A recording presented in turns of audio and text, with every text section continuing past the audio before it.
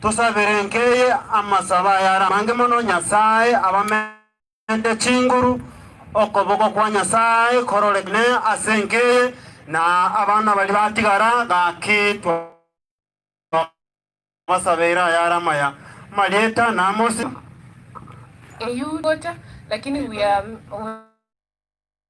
many. Because of time, for our students from Kenyatta University, they can stand and wave. One of us, some smaller amounts to go present to Apole. Chivase konyora twapani na sebedi. Actually 15,360. I'll send it to Mungu andrego sabere familia banyare ko konyoro obo chagaiga ese familia se veto yasi ya mu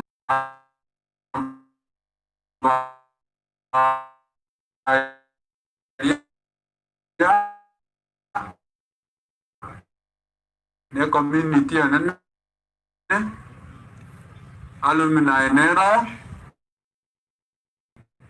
gawo form 1 to form 4 jena moderate agasi ni agacha karonka Pastor Chones Ondora agacha manere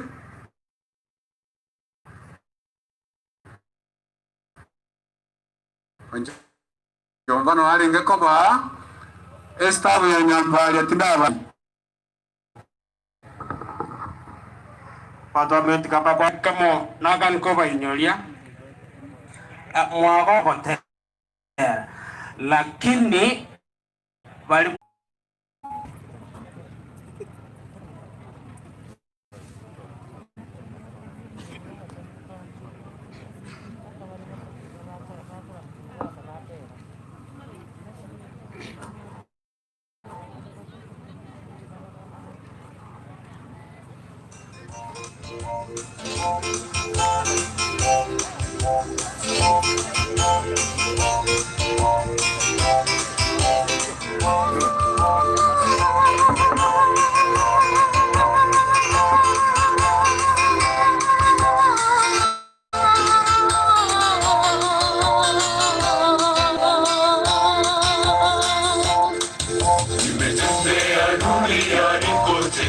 imezunguka kila pembe ikivuta amani kila pembe ikitafuta amani amani haipatikani amani baba twaitafakari amani baba tubariki twakuomba utuonekanie kwa minajili ya amani twakuomba utuonekanie kwa minajili ya amani amani baba twaitafuta amani baba tubariki twakuomba utuonekanie kwa minajili ya amani twakuomba utuonekanie kwa minajili ya amani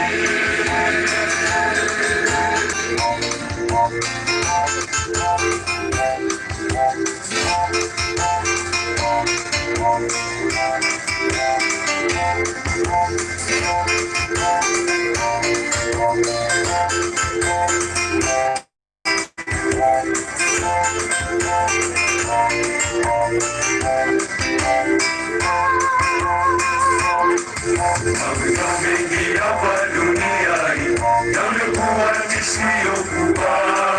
Mambo yetu si leo twakuwa duniani yamekuwa yasiyokuwa. Mambo yetu si leo twakuomba utuepushe janga hilo. Mambo mengi hapa duniani yamekuwa yasiyokuwa. Mambo yetu si leo twakuomba utuepushe janga amani baba twaitafakari amani baba tubariki twakuomba utuonekanie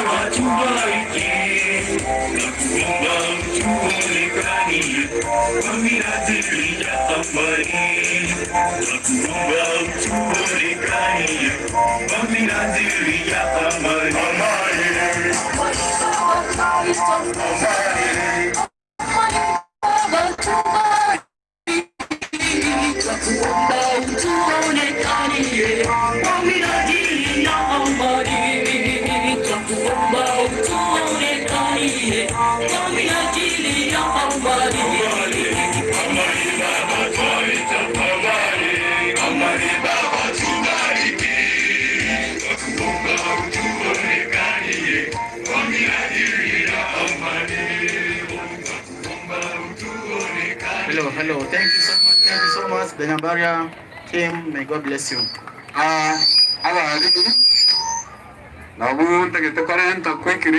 Mr. Nisati, Mr. Muti, Njigote Taikeyamo, Taikeyamo, very good. Oh, you admitted BELDEN.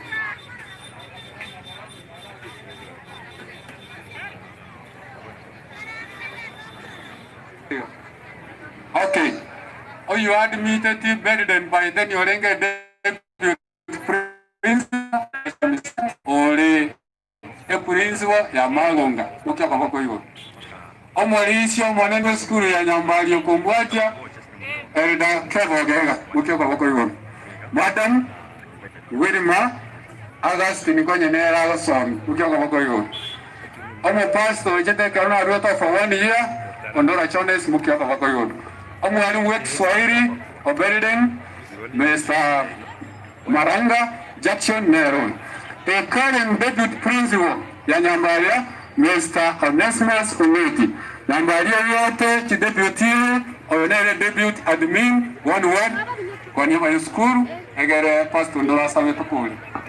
Biyamana sana pastor kwa niaba ya familia ya Nyambaria tuarete repone ya ito enene wote somucho na ande principal na wale wote kwa na intu lakini esa uliarale ga tomatomo wa Krishe lakini ende kule merobulia na jagete we have been here no eno mochango buno bana watu walenga iko we have lost a hero totanyare ko twara na ndinga kende twasabirenga e project area jagete emeremeria miya jagete asense ege endere bakatumira nego one morning kama na baseni Tigatosabe, our mighty everlasting Father God who art in heaven, we sincerely thank you for the life you gave our dear brother BELDEN. His death is not secret from thee, but to us we are left with a lot of tears. How we pray that, dear Heavenly Father, may you be in charge of this program. Thank you for the weather, and how we pray that may this occasion go in a very calming way. Bless all the mourners. Bless each and everyone who is going to stand to give a message of hope. Forgive us wherever we have gone astray. We pray in a very sincere way that, dear Heavenly Father, may you comfort the family in a very special way. Be with us until the end of this exercise. For this our prayer In Jesus' name, amen. School staff, Getamutamu, kyo omuoyo linacha yewe muna toroverenti. Abalimu abanga bali Sigara igo babaga neria maya tosaberenke bakomwero.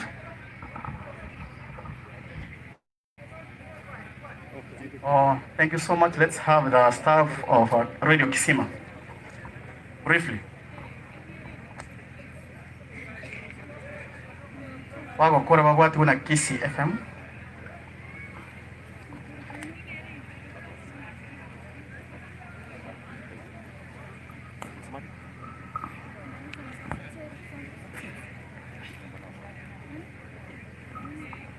Minto abanana n'abakaya bwa Irobya esenge njokero mon okay esenge njokero mon tata tebe ubuya bwa BELDEN na familia yega yamulete umuchama yani munyakirugo useme manager wiregia sima anyala kwa bagago kwana ntosa etitwensi esenge njo komigeka kwa mama abandi na bali Sigara igo notolista uyonspi tiganga kwane atebe Nyagetiara asereje. Wapenzi katika Bwana na wasalimu mjambo. Amjambo. Najua kwamba tumehuzunika, lakini kwa sababu ya ule upendo tulikuwa nao na BELDEN, tunafurahia maisha ambayo Mungu alimpatia, si ndio? Nilikuja na kikundi wako kwenye msafara kama mmoja ambaye alibeba kitu ambacho tuliletea familia. Tunatumai kwamba akifika tutapatia familia. Siku ya Jumapili tarehe 5, mwanahabari wetu kwa jina Wilda agoro kuna antikemi wale wote wanabaringa BELDEN na kwa antikemi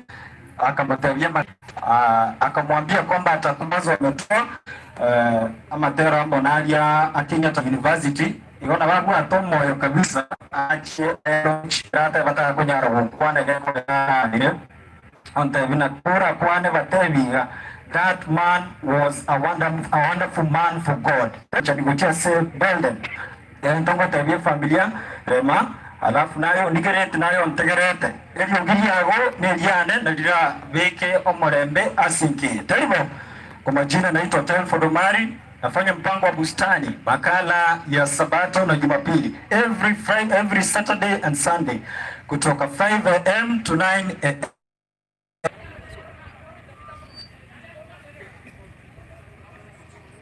Thank you so much. Omugambi na watalinga.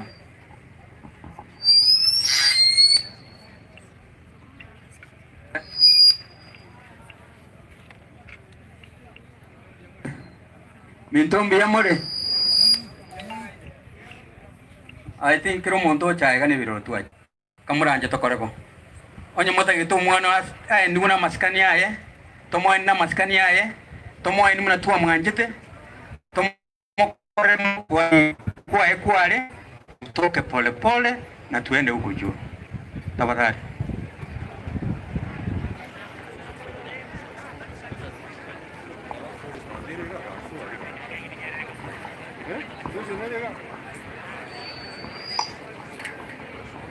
Tafadhali tutarasoka tukatusabe kwa heshima tafadhali. Bali mwesa lansite tutenene kwa heshima kuu tafadhali. Balende na kubwamana serikali yetu ya Kenya na baseseni basingire amanogo nchani bwao litangani kabisa katabwa mabere twalikorera gocha sore oborwero enseto ya Kenya nechise chansi aseretari yago Yesu onyala koboruso kagima elito twale freedom nechimuru chini asenge nchoma yomuya asencho akolemirimo yawo nasana bwa mabera atiyale konyarekana okorobwa nchani bwao otobekera toto asoma wasoborwa irobo elinda bwete elintanyole chinguru asencho kubaka na kegima mono bona katoka soka asencho chikolegere yo muberoria Yesu Kristo rotinya mariga bya mona asencha bara iro mukutano uyu na bara uchikora kurubana boikaboga ere Yesu Kristo tokonye konya abagambi baitu kanya serikali etiye katu watu busibole ili ntoko bake tatu itekia tuntu abana bao tumanye titwakomita tuwande ketogotira gochiaria twasabira malaika amachenu atwarahe byamana sonsa sinchu wakolirajo ise na mabera Kristo oromo boli tukira mondata bamina. God bless you.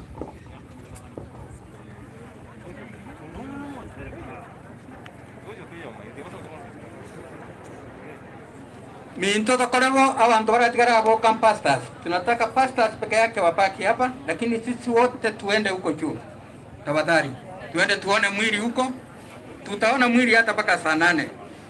Ndio mwili irudi kutoka huko kuja kushikwa. Tafadhali. Tafadhali. Tutoka haraka. Msikae na kuniangalia tafadhali.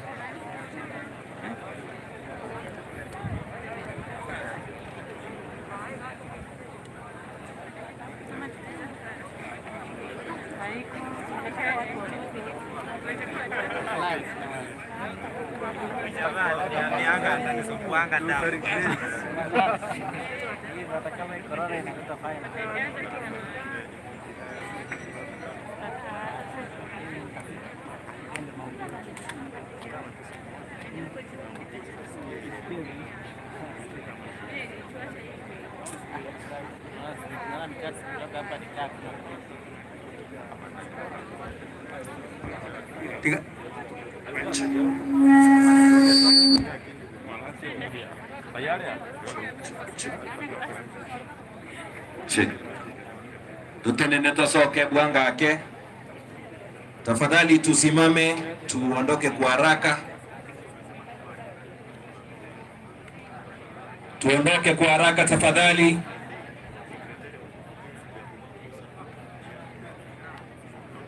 Tafadhali tuondoke, wale wazee na wale wamama ambao mmeketi kule tafadhali muinuke mtoke.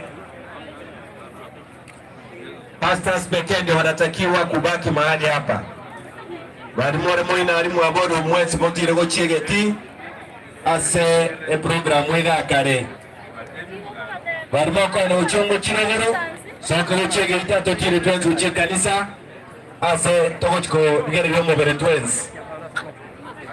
Yamona soko baba igweri yamono ukoyungwa na koropuneke egwa yamono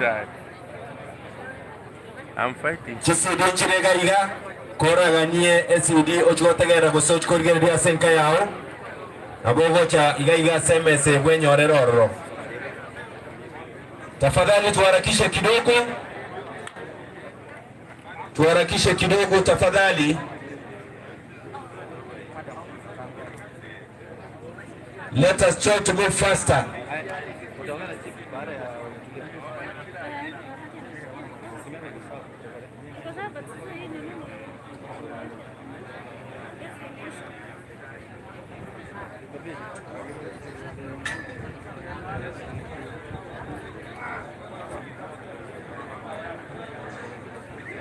Tafadhali tuondoke. Barimuri mungu alia mwaboru unaimotire baria moterete sengenge.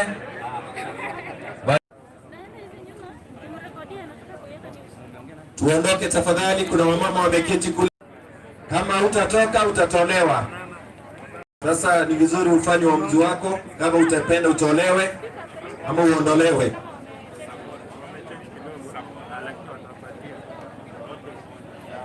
Tosoke. Onye tori mubasta waboru wosoke uchirogoro. If you are not a pastor, you've been asked to move out of the compound, please.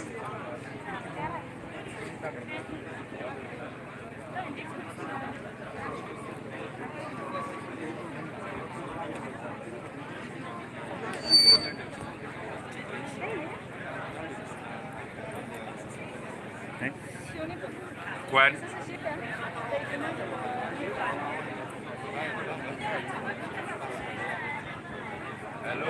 Hello. Kwa niaba ya wanasanaa wa Gusii yote na Kenya zima, tulifika hapa asubuhi na mapema kuleta rambirambi zetu kwa familia ya BELDEN kwa sababu alikuwa mmoja wetu. Lazima tuheshimu sheria na serikali kufanya yale ambao chief amesema, lakini aseiko no mwana tuanjete no mwana murabera umwana omwanchi w'abantu ikatokebekeng'a abakristo baminto b'ekanisa ya SDA n'abandi ekiagera okurandikwaye kwari wetani SDA paka watwikira na induki artist Gusii engima na Kenya engima twaletera amagombo n'amayanda ito asomochi oyo igo yaro mubasokana negekone ebikone egekone na kieke aseba Abagusii baminto ekena kiegekone kyaro mwana oyo nari akore university nari achakira obogima nari kiabete. It is a spiritual world. In the spirits it is understood. We may not understand it. Buyamana asiri bageri lakini asige sangie igatoke gendi ngora kere buya mtoto getimangana na basigari mtoto getimangana na montonde asenge jo BELDEN yarengo mwana mwororo. So kwa niaba ya artists no twalenga NDIZI TV, radio stations, Kisii FM, radio Vuna, Boss Sayari, kero monto chi artists balenga associated na BELDEN. Wese kogenda nchiroro abantu barona buku manyene umwana okonyokunire chinkoro cy'abantu no reno mwana siasa atakune. Tiganya saa tuanchere na indu tuanche na omoirire igamoira ati spray na abwate riso. Yasaba seseni unatokonya kubwate machiko indoje angenusi y'abantu mbabegeti para kwa akiri toko sabo roliro mwete yasaba seseni n'abantu babugirango mutigare buya mchembo kwana ngoro kumwari mobina nyambane ementa ya BELDEN samater yasaba seseni biyamoni.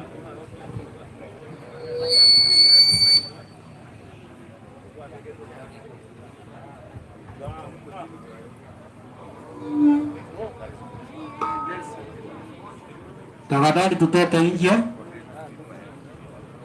wenye mumika tutoke nje. Pastors ndio wanapaki hapo kwa yao, wengine waende huko juu kwa jaji.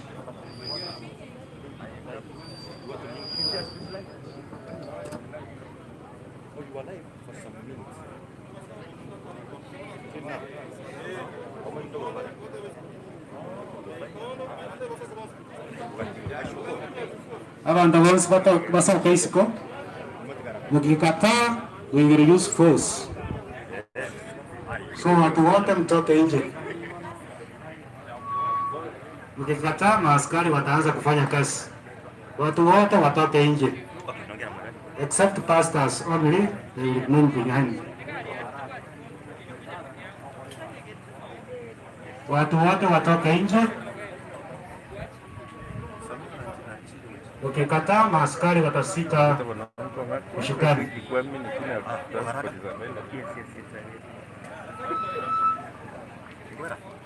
Masapai amatakere masoke. Unatakiwa kutoka. Asibire biga mna moroche nigo. Tafadhali tunashimiana. Ase main kila mtu atoke. BELDEN agocha wotinde kwa sasa agocha. Kila mtu atoke. Rest in peace. Mnabona iga nigo. Mwepale juu kabisa. Abantu bate ubasoke bagenda asoma. Mahali ambapo pale juu. Mutapata nafasi ya kusema Mungu. Abantu basoka bale iga nabako. Tafadhali kila mtu atoke.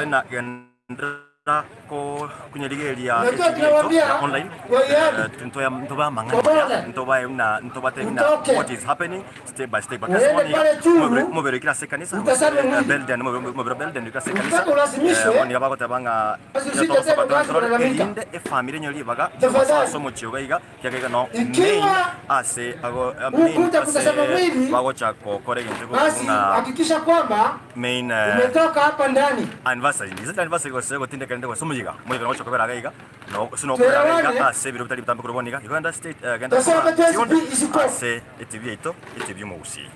Asante sana tia kamera yane ose cameraman yane agenda kwa kina hata wale ambao wako pale juu wakondoka asubo ndio MC utamwati asma kara wewe mwenyewe mko kama tika gaja bali mwana si nimewa aliweta nani pia toka fanya heshima. Fanya heshima. Hatutaki kurasimisha mtu.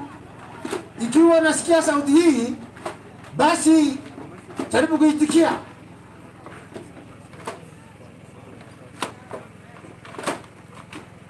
Channels, nani pia unajua kazi yenu.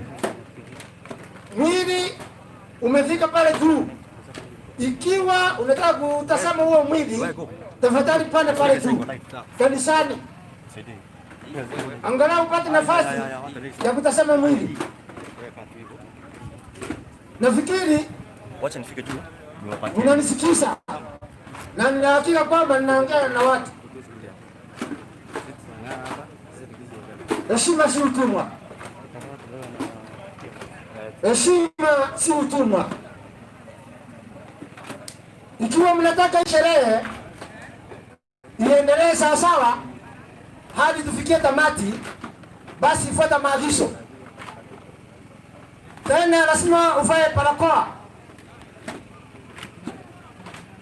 Kwa hivyo tuheshimiane, tuitikie huo mwito.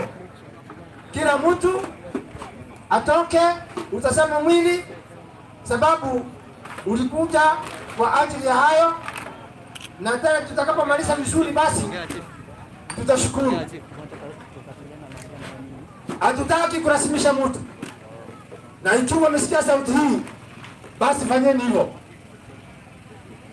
Kemunto asoke. Ekiagera tolero mwana yasenjere bwenderete. Togende ngoro. Mororo mbere. Unaomba mwengi yako bwati. Tafadhali, ikiwa unanisikiza kupitia kipaza sauti hiki, fanyeni hivyo. Tupande juu, tutazame mwili, alafu baadaye tutapewa mwelekeo.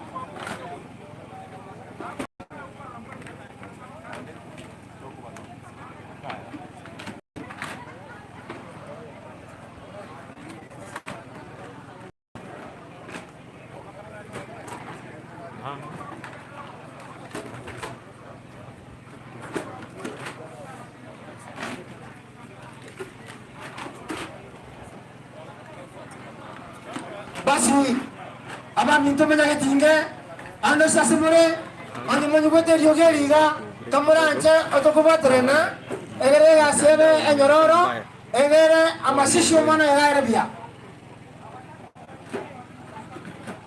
tu wana ni byakima to sawa tabanga ngakene tora kwa manganae na inde onyondera rero utana mawante ni makoreji saini Elinda arua, basa ngochiro wararia, abe mitamba bago tikaraga. Na inde baria, amangana video coverage, kameranje, mura akili yake, timo post ya manganaye. Timo beka, awe mada beti para kwa beka. Beka nae.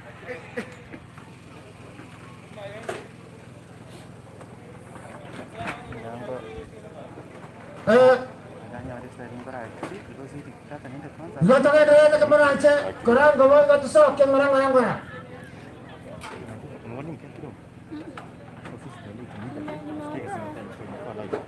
Nimetuma tu kwa news, wameweka tu news.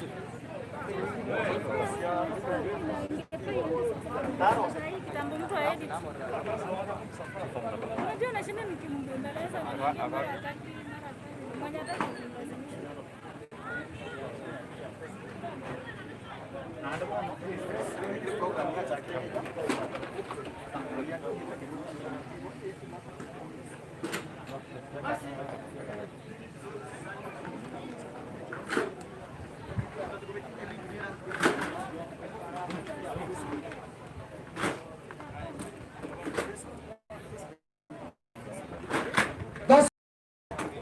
tunataka hii tent hapa ionekane, hatutaki kuona mtu hapo.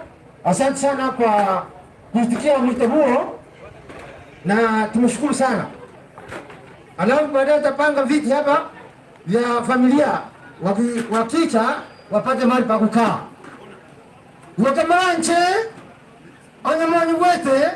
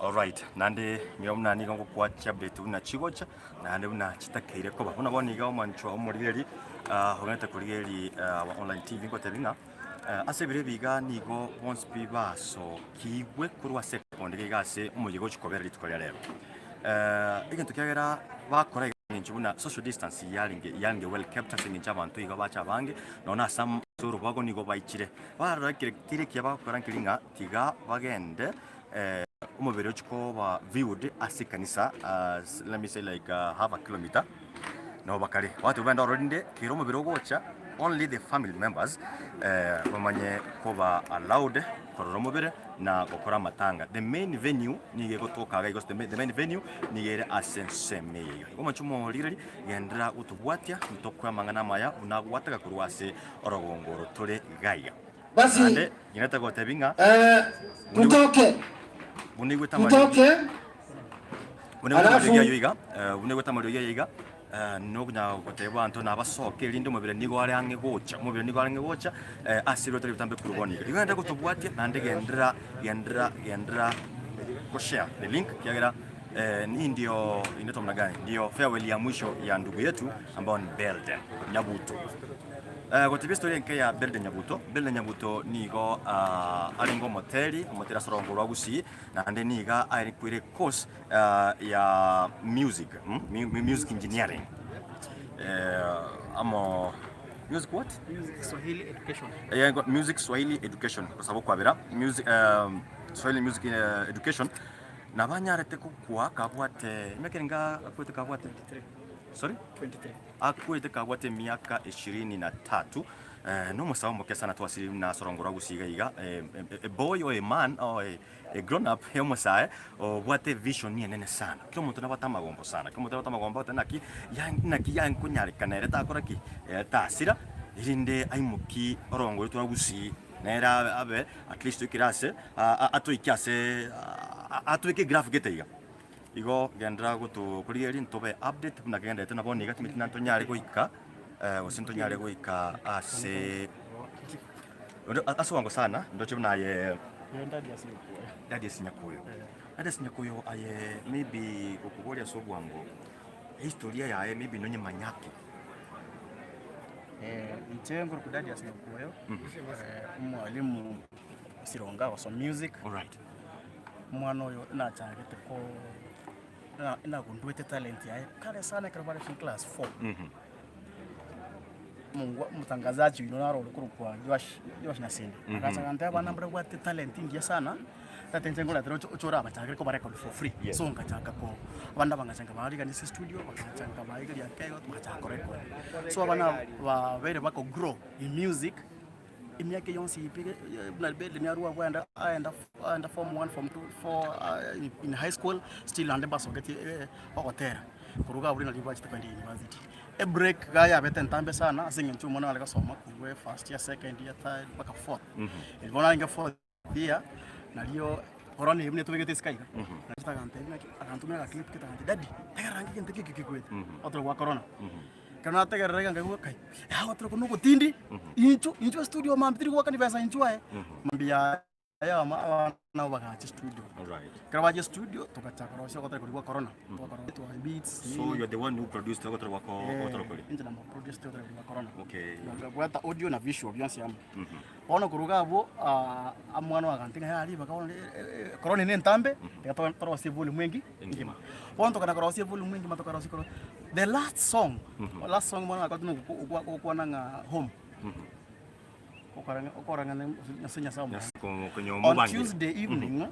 on Tuesday evening akitaka ntenki okotera kulikuwa home ntakete ko tokumix asinale no tato chiko hotel kamate oye sa pocha kumix to chekanga sambiliga on Tuesday kamate ya kafi ya berembe ega nibwate ga kitukiri na kitana kali kamate tengende dine piki ngende mo make sure mukore kuro mogende so there was a boy oliko kulamek oliko ngonya soko ko edit kagenda wala kala bagenda editing the audio the video the audio now audio yo volume mwenyi bona kwa corona tumasogi wala okay yes all right bono mambia sa I remember saa 1:24 akanga Chris on Wednesday yes akambori daddy no studio kama TV no bategasi kama TV bategasi sala no raje tukore akantitema nyokenga matanga na rengo atendia there's a colleague of Musani oyo. Oh no Musani oyo.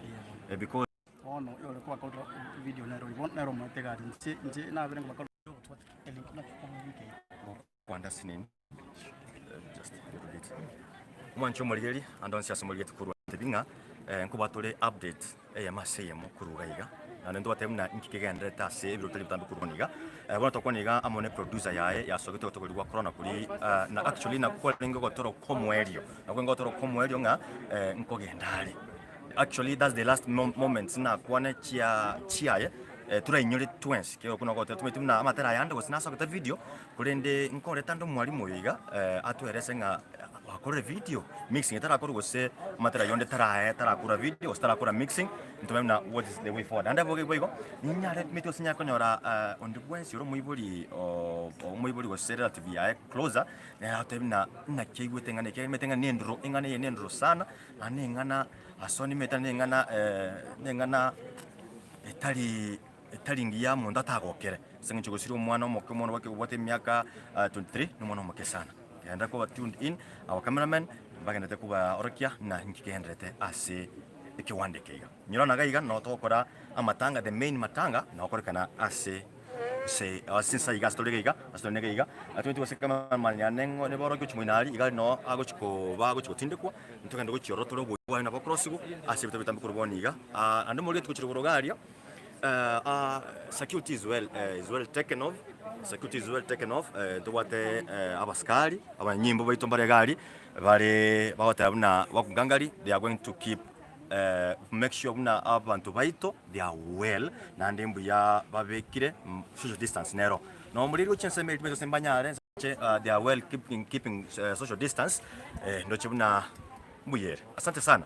Yandra kuri area channel yetu. Asante sana. Thank you.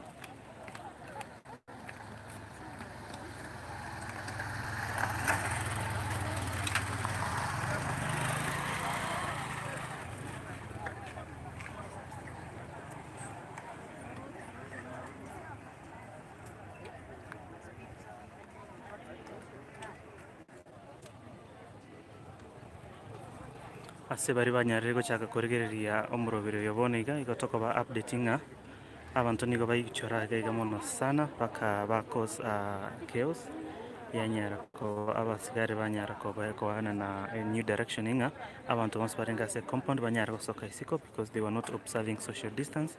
So nikina kenda taboninga abantu once barusi. This is the compound of the late BELDEN NYABUTO ababoniga abantu banchiribuka ko bama media ni family members amana ba pastor nabuko banchiri kutigara se compound ebirogoro chinyane birogo baiga byanyara ko babikoiniwa nako beku kando because abantu nigo bachora nande baba bangi because yonkoro nchira asibna twari ko nyabuchega there are thousands of thousands of people bari nchira baichire all the way mpaka ase buying center.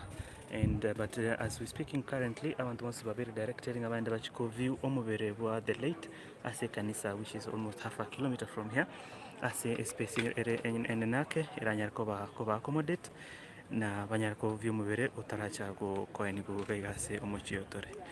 Igo Parivagenta Soncha, Toko Wasamanyarkova Baremeria, as Minotoganyete. The policemen nigo babaira ne directive na ondogen soranyara office ko yegeiteke ta konyara wanchiru koirana o chaime asing choya they are trying to limit movement yabantu to nayon iranya koba orderly muyigo inyara ko gendo rabia. So we are waiting for the body to arrive at this place. So tuko basa munyara ko baremereri nintwe na ayandento nyara ko batuko update as it happens on the ground. Keep it tuned on NDIZI TV na toko bakira ngambia mono na yo taranyara go subscribe na bonya go subscribe onyara koba updated no mo ko enda ngambia mono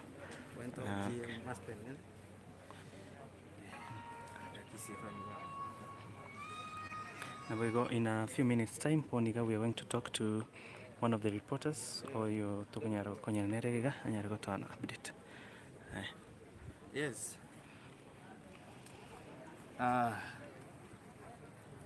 Asante sana chinkuru kwa Brian Magnite watu kiriga sama yo mungwana ga BELDEN lende abantu baiko bando chibona baisokira sobongira kini kulingana nenchira coronavirus ere nande buna machikale ya serikali abantu batakiriwa kwa social distancing batakiriwa kwa mask igo meaning una security take responsibility abantu basokiriwa nalie morobelio agende una kawaida. Asante sana NDIZI TV by the soko ngali bageriga nchinkuru kwa mark netingo koraga lisense ya Kisii FM ande ro chibuna platform mwigi bintenjere mwaletire mo kubekente live samatanga umwana iga umwana olinge ne vision ngiasa ande boniga abantu barukiri abange sana lakini onye mangana ya corona talenge kange ntokia enyangi ayo mwelio yaba enyangire ngia sana lakini asante sana asinjo mwagenda tokonya update gase online ya NDIZI TV na mangana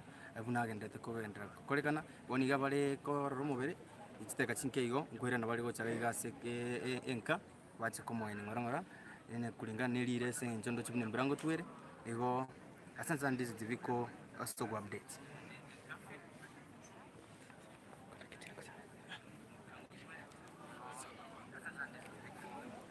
So twende pale. Alright, ninche host yao by the way ni wakondo kumuchikonya mora asense meli ya Kisii FM lakini gaiga ni wakondo ka MCA bodiga asebire bigante twandika mpaka asembera gari asoboina asike usiki ya wataboboina. Wengine wanasema hapa kwamba tuongee Kiswahili. Naomba basi leo naruhusu madirector niruhusu niongee Kiswahili. Tunataka kuelekea kule kwa graveyard tuone pale tuone ni wamepanga namna gani na wanafanya kwa njia gani. Naomba cameraman wangu tuelekee kule ndio tunaenda hivi sasa. Right. Kwanza give them the update tulipiana pale in Kiswahili wajue mbona watu wametoka. Na kabla sijaenda kwa umbali nataka kwa sababu wamesema niwapatie update kwa njia ya Kiswahili kuna vile hawakupata haya maneno. Hapa tuliko kulikuwa na watu zaidi ya wengi sana, siwezi kusema lakini ni watu wengi sana walikuwa wameingia huku na walichoambiwa ni hiki. Waliambiwa waondoe kwa sababu abageni okay. Asante sana. Hiyo inanipatia confusion. Okay. Mtazamaji mpendwa wa NDIZI TV, nataka nikuambie na hiyo msikilizaji ambaye ni wa Kisii FM, nataka nikuambie kuwa hapa kulikuwa na watu wengi sana, watu walikuwa wamejaa kwa sababu ya mfuriko, na hapa ndio kulikuwa ni main upande wa kufanya matanga. Lakini chief akasema, akapiga hesabu akasema kwa njia rahisi ili waweze kutoa watu hapa ndani kuambia kwamba waende kuona mwili ushakuja na huko kanisani pale juu ni kama mita 100 kutoka hapa. Akaambiwa kitu cha muhimu afanye, uende pale waone mwili ili watakaporudi huku wapate kuwa uwanja iko empty vile iko empty hivi sasa, ili mwili ingie hapa, na wale ambao ni invited guest ambao wale ambao watakubarika, ile namba itakubarika ndio uweze kuingia hapa na kuanza ibada ya maziko ya ndugu yetu BELDEN. Kwa sasa hivi kwa update ya rahisi sana, nataka tukimbia pale kwa graveyard tuone ni nini kinaendelea pale, tuone pale ambapo ndugu yetu anaenda kulazwa. Kwa haraka sana kukwambia historia yake, ni kijana aliyekuwa na miaka 23. Alikuwa fourth year graduation pale Nairobi University, if I'm not wrong. Alikuwa Kenyatta University pale Nairobi, na alikuwa anasomea Kiswahili, whatever kitu kama Kiswahili na music education. Alikuwa ni fourth year, so ni kijana shurubaru ambao tumempoteza. Ni kijana ambaye tulikuwa tunatumainia sisi kama Mkisii hata tuinua juu, hata sio Mkisii peke yake, sisi kama Mkenya, sisi kama Mkenya angetuweka katika level fulani, kwa sababu unapoona nimeongea na producer wake ambao wamefanya kazi hadi siku ya mwisho wa kifo chake. Wamesema ametoa nyimbo ya corona, na pia baada ya corona kulikuwa na album ambayo walikuwa nataka kuifanya. Hiyo ndio update ziko, na unapoangalia our people they are keeping a social distance, na tunashukuru kwa sababu wanasikia. Unajua sio rahisi kwamba kupata mtu ambaye anasikia na kufuata maagizo, lakini nashukuru watu wa sehemu hii wamesikia na wamefuata maagizo. Kwa sasa hivi my cameraman tunatembea polepole kule tuone vile kunaendelea. Nito Machiko Nyamora ama ni TMCA.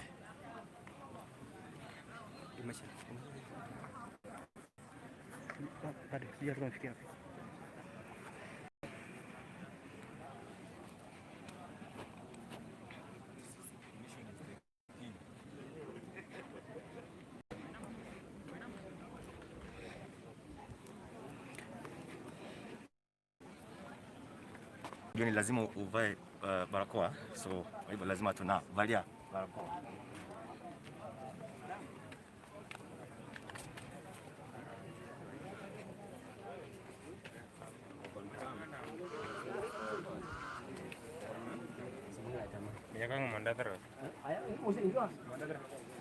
Alright, mwanchomo wategeli na ndo morigeli we channel yetu ya online. Nigongo atebinga rega no toikire ase oyo minto BELDEN agochi kubikwati moke asembera gosasobulina waye meka memani ane kunya korokiga abana bwa abangwana bakrosi nyumba yoyo minto BELDEN, na ndo chona kene pimbali na magomba manena asengencho yo kumusiria omwana omoke omwana olingetaya ase orongo rwaito rwa Gusii. Metina ninyale kuona noyo mo olingo musani oye metina ondega iga omete BELDEN buya ingo nchugocho mogaka nchugocho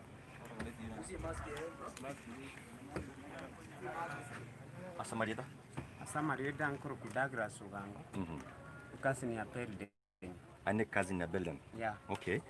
Mchura kone gura BELDEN ase obuwango mchura kone gura BELDEN etu aberanere 1 week ago ekero tumera no musafara w'umwanafunzi usirete bwi university oyo ni wiki ya eta ditukulia Jumatatu, yani ditukulia Jumatano. So kero BELDEN ya iko musafaru iyo na nyarite kobo gonsireri, lakini for a while ngayunga onyorira accident. Engere same day. Yeah, the same day. Yes. So nganyara ko banko twaro muchano monene sana nkaba shocked asogusira wa BELDEN. So nasiri musani monene mono ntanyare konyora in this world. Biya mono. All right, asante sana. Yeah. Omanchumo teganda murigali nakoigurigo na namagomba manne na wasiri umuntu bose etaya ase orongoro tura Gusii na Kenya ngima actually because this guy was taking course that was huge etalinge yomo Gusii weka ilikuwa okay samani kwa wale ambao hawapati Kiswahili nitarudi kwa Kiswahili twasiri umongwana usomo sae orenge tayase Gusii ngima mutasoba ngo sana nyore onde tora kwana na the immediate family the immediate family onde the immediate family litangani oyo the way family yan na ara we family agara kwa muraya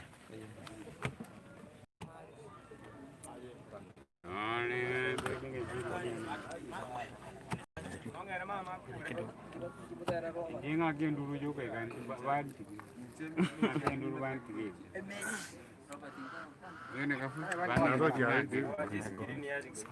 Alright, una mora umancho mategari inero boina bwa oyo minto onyarte gusira ese wiki cyukenga cyetre.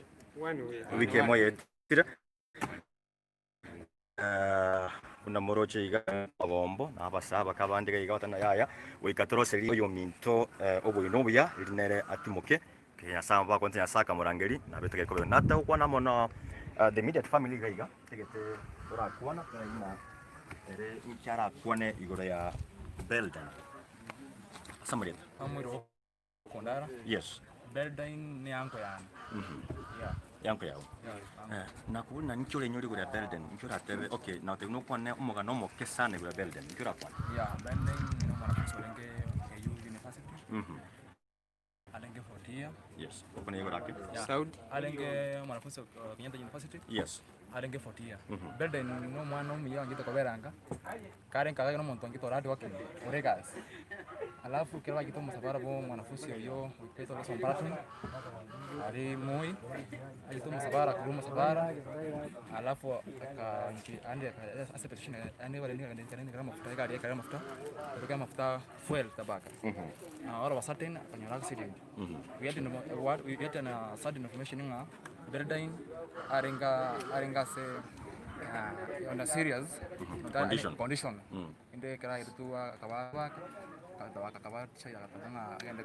asaba sani bari ba maybe ba BELDEN bako ligeti online abantu batata se radio ninkora abatebi ninkora tebi ora inyore otaibe yendo kenga buna ska odana ki kira una legacy mama tenje ke ska tegera ska na eta ropi ska odana ki kira ki as BELDEN yake ekina kyonko inyora antingo kieba ya BELDEN ngendo nyora BELDEN no morai BELDEN was to be any elite in the future. BELDEN no montore humble, montore hospital. As on the Wednesday, I was abasani abange, and that was what I asked on the Wednesday. When I was family to a Siri Morai, to a retire, you get your Mambi, you get your Mambi. It was to be a reader. Okay. Yeah. All right. Omo Ligerion NDIZI TV na Kiss FM ngote bina yendera kutubwatia ntokwa ya amangana buna agwate kakuru ase orogonguru ose asinseme yiga. Yes.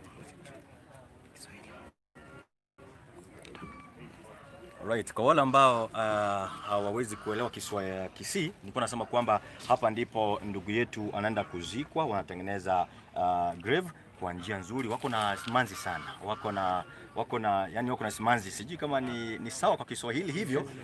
Wako na huzuni, asante sana. Wako na huzuni wakisema kwamba watamkosa sana maana alikuwa ni future leader wao kwa sehemu hii ambapo tupo siku ya leo.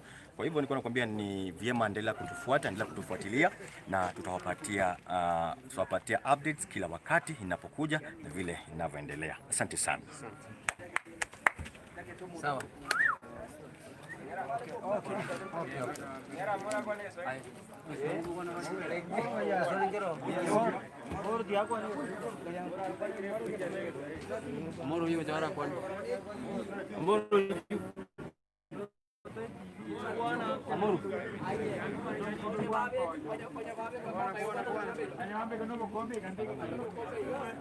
Asama lieta nkoluka egyo kampa urubara ni koba kwa abere no moichano monene asogosiria oyo minto BELDEN ende ni garenge omoteri omuya atero ye kanisa gotera ringi anine mono unanje na mwanjite unalisabik kurukoba timbwatia mangi Nyasaye nero mayete ase agamba nere amubeke biya mono ayo kabuya egake no twasirike murai egake no muambio mama kwa mama bakone aka Mungu na notiregasia tuendere kasi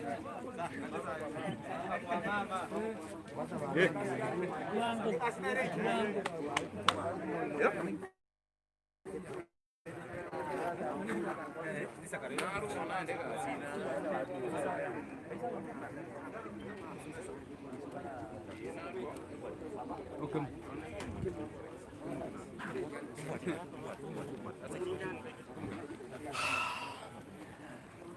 Asante mtazamaji wetu ndiga no mulisia mwaka una nere mulisia mbiya mono asini nchakora ntukunya nokwana asante nkura kwane gura BELDEN nigo mwa nae kwa mu raisiri gose BELDEN ngasoro Mwana BELDEN no mwana gwendu yana endu yana oyo iga ngina mwegeritia matera because yare yanga tanimi lakini akabwate kipawe kekyo bateri muna bwate kipawe kekyo bateri bona nera kamarukia mbuche sabana baye wekire kiwange kabana bateri wekire kiwange kiboka muna kidoshirai all right na abantu tosikina babu sana ayabona buna ndece na nendu kuya okay umwana yosira BELDEN no mwana gobona umwana nani bwana umwana gobona kegera endu yawo nere mwalenge chindu nera chindu nani kwanza isene ntinete nyangi na kana kono okay yeah uya sana ayebuna buno mulisia na ndai kwa kinilie tarante Ntoki ora miskuru wa BELDEN na mumisi because he was very social. Abatu bamatu baringo biya embu yarenge extraordinary. Yibono abantu bandi batari gutwara basikira kyagiro umuntu agwateke ukiyaye. Lakini ende twa mumisiri muno mundu cyo kugendererie etaranta na kuba manaje ko mukiye kenyo yito esebo ngo kiyo mwaye kira cyo bamunene. All right. Asante sana. Mbiya mwana. Asante nashukuru. Okay. Ndugu mtazamaji, huyu ni uncle wake na pia ni elder wa kanisa ambaye BELDEN anakaa na anaenda. Anasema kwamba yeye ndiye aliyemkuza, ndiye aliyefanya haya yakawa hivi. Ana huzuni sana rohoni mwake. Unapoangalia sana my cameraman, anapoangalia hapa ndio kwa kina BELDEN, hapa ndio kwa BELDEN na walezaji ambao wameingia na hapa ndio anazikwa. Unapoangalia hapa nje hapo ndio kwake BELDEN sasa, au ndio hapo ndio atakuwa ni kwa maziko yake, hapo ndipo alikuwa akiishi, hapo ni kwake BELDEN by the way. Right, asante sana. Endelea kutufuatilia, tutawapatia vile yanavyokuja. Endelea kutufuatilia baba. Asante mshukuru. Haya mbia mwana. Mbia mwana.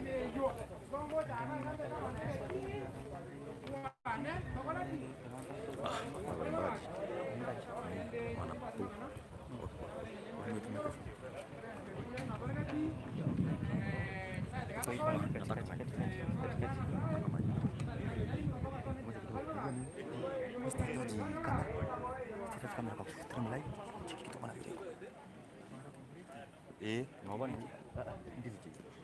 NDIZI online dia di mana?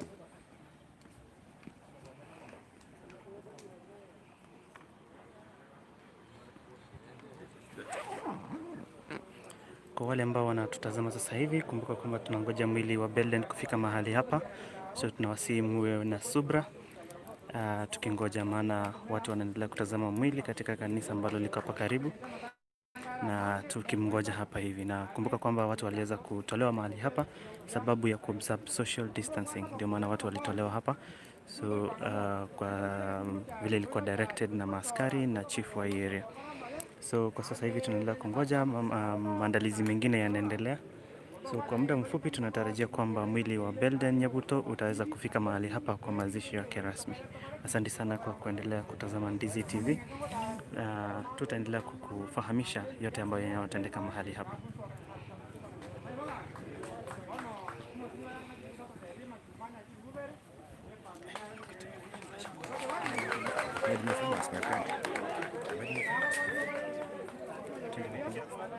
Next year.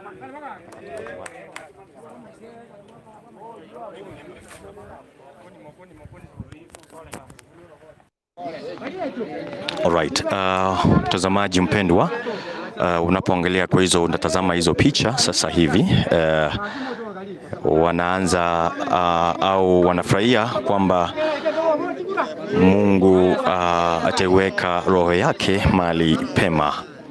Kwa hivyo mpendo, ningependa kwenda kwa mashabiki wake. Nataka tuende kwa mashabiki wake sasa hivi ili tukaongee na wao tujue vile kuna kwenda. Hizi vitu nimepewa huku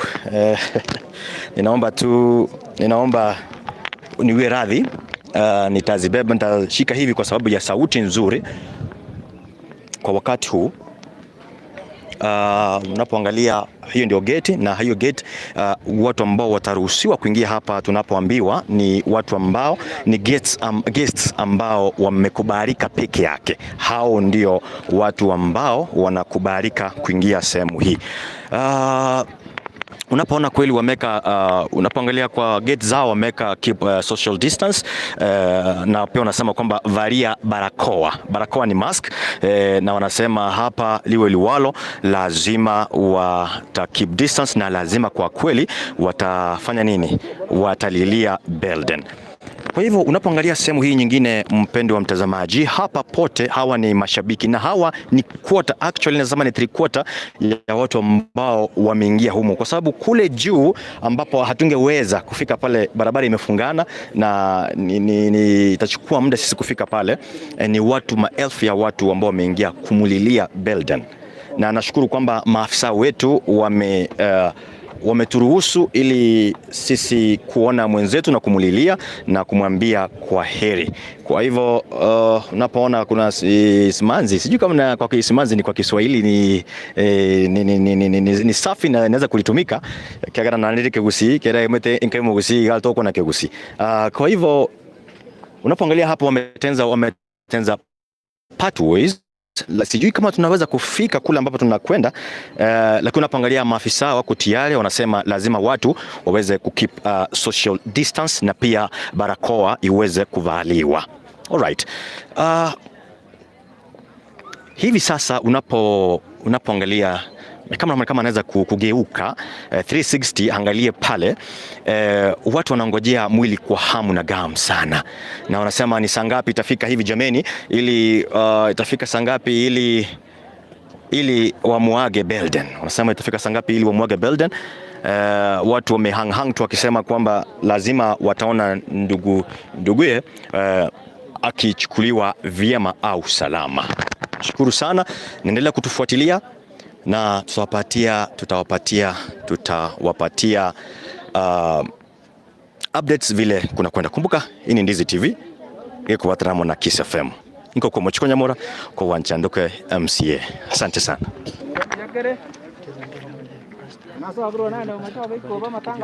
Tumuulize tu kwamba tukitoka hata hawana shida. Sasa shida lazima tunafanya mbali.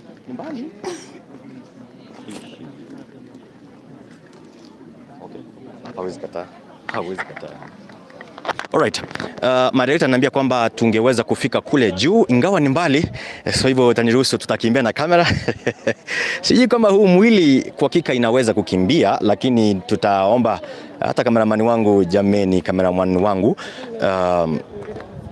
unapoona ni kama wameanza kurudi, na sijajua huyu ni nani ameingia, lakini kwa muda usio kwa mchache na akiweza tulia nitaweza kujua ni nani na tutaweza kuongea naye, kwa sababu najua mashabiki wengi wanataka kujua wazazi wake, watoto wenzio, wala kwa nafanya kazi nao, ni kweli ni mandugu, ilikuwa izita a family choir ama ilikuwa ni nini. Hayo yote utayapata hapa humu ndani. Asante sana.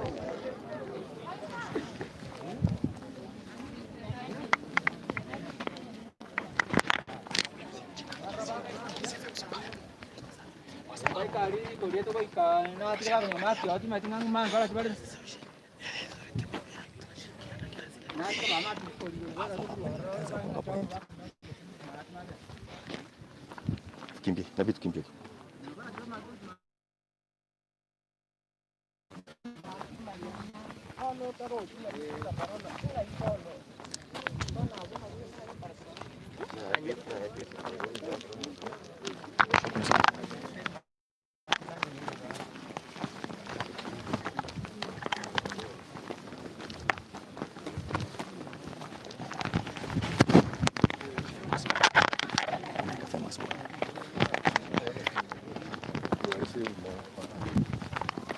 Wamekuja.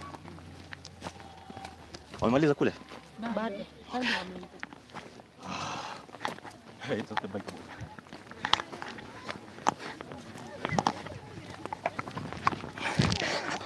Alright. Mpendo mtazamaji, hapa ni mlima, sio mchezo. Hivyo unapoona nikihema namna hii ni vile ni mlima, lakini na watu wameanza kuingia na hapo tear gas zimeanza kurushwa. Unapoangalia tear gas ni kama kule mbele wanasusha, na sidhani kama sisi tunaweza kwenda pale lakini natumaini kwamba yote iko safi na ni kama washamaliza. Mwili imeshateremshwa hivi, ndio wanaanza kuteremsha hivi sasa. Natumaini kwamba tunarudi kule kwa muji, lakini kwa muda kidogo. Habari ndugu yangu? Salama sana. Kwa majina? Majina naitwa Hesbon Matagaro. Yes. Yes. Tusonge kidogo. Wewe unamjua Belden? Yeah, Belden namfahamu. Kwa miaka mingi. So alipoanza kwaya ya Forgiven Singers. Yes. Ilikuwa namna gani? Ilikuwa vipi? Walipoanza kwaya tumejuana tu kupitia kwa uimbaji. Tangia alipokuwa mtoto hadi kipindi hiki alipokuwa chuo kikuu cha Kenyatta University. Ndio. Wewe nini ambacho unaweza kumbuka kuhusu Belden mwenyewe? Unaweza kumbuka nini kuhusu Belden? Useme hii ni scar ambayo imetukumba sisi kama Mkisii ama kama wewe personally. Wao unamjua kipersonal. Talanta yake ya uimbaji hasa katika utunzi, alikuwa hodari na mcheza sanaa za uimbaji, alikuwa amebobea sana. Najua hapa nitavunja sheria, lakini ili wale watazamaji wakuone, ningeomba utoe barakoa lako ili wakuone. Kwa asante sana. So unasema wewe utamkumbuka kwa utunzi? Ya utunzi na uimbaji wake, sauti aliyokuwa nao katika uimbaji, hakika tutaweza kuikumbuka kama waimbaji wenzake katika industry ya uimbaji. Alright. Yeah. Asante sana. Nashukuru.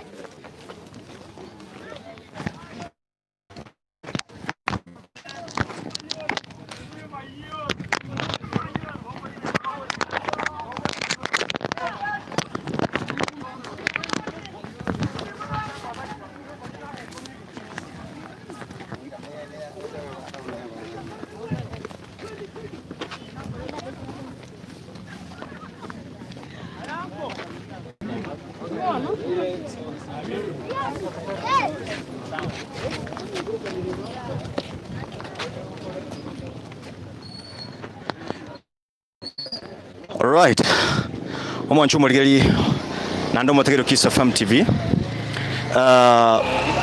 Mnoro chikoro gwa sobwale sana tokonya wika rogorgali asengencho no chebuna nabarabira tambake bunoro chega iga abantu rabange sana. Watu ni wengi sana ambao wamefika humu, na najua kwa kweli kabisa itakuwa ni shida sana wale kuingia kwa lile kwa nyumba ambapo tulikuwa tumesema ama kwa lile compound limeruhusiwa tu kubeba watu ambao ni watu 100, ikizidi ni watu 200. Ila sijua serikali imepanga vipi ama kwa njia gani, lakini hapa kwa haraka sana na usijali kwa nini na sweat ndugu yangu, nimetembea mlima hapana mchezo. Ningependa kuzungumza na wawili watatu hapa tujue hawa ni nani na labda unafanya nini humu, wao wanahusika nini na Belden hapa. Samadita. Kwa majina naitwa Nyanchoka Brian. Natoka kutoka sehemu za Suneka huko Kisii. Hapa nimekuja kwa rafiki yangu mpendwa Belden ambaye alikuwa amekuja mwanzoni, alikuwa amekuja katika kanisa letu la Suneka Central akiwa na miaka 10. Alikuwa mchanga sana. So huyo kijana ni kijana mwenzangu. Alright. Kwa haraka sana kwa sababu ya muda, ni nini ambacho utakumbuka Belden? Ukisikia Belden utakapokuwa unasikia Belden au kumuona kwenye kwenye YouTube kama sasa hivi, utasema ni nini ambacho utakumbuka? Sema jamani, Belden hili nalikumbuka kwa hili na lile. He inspired me in singing. He was a good singer, so he was also my mentor in singing. Alright. Yeah. So pia ni mwanamuziki? Ndio, katika kanisa la Suneka South SDA Church. Alright, asante sana. Asante. Alright, asante sana mpendo mtazamaji na ulio kubwati Kisii FM. Ni nzima tabinga iga nturi zingaiti buna director management yako ntabwo senko nganda turi gucira goroga iga kuri ndio toko ganda sawa, lakini unapoangalia hapa hivi sasa, hapa ndio nilikuwa nakwambia like 100 meters from the home ground asabagukutindekwa. Kwa mtazamo wangu kwa umbali, sijui kama kamera yetu inaweza kufika pale kwa kuzoom, ni kama wameanza kumaliza, wameanza kuteremka. Unapoona umati wa watu umeanza kuteremka, ninajua kwamba hapa hivi sasa kumekuwa ndio sasa mwisho wa hayo maneno.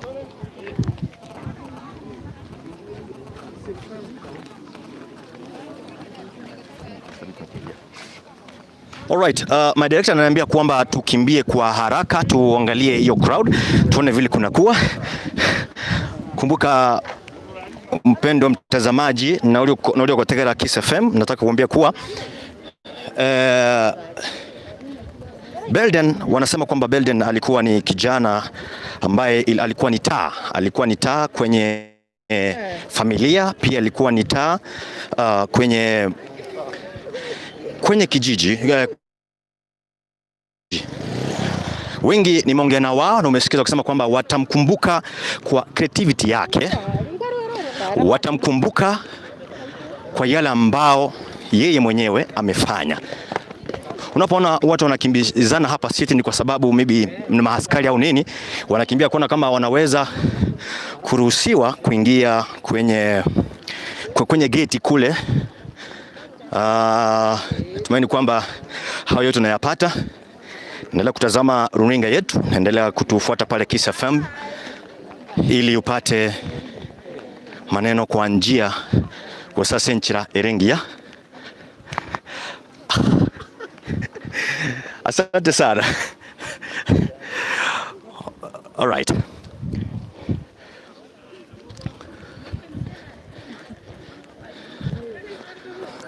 Kwa mbali sana unapoangalia, tumekaribia kwenye kanisa ambalo BELDEN alikuwa akishiriki.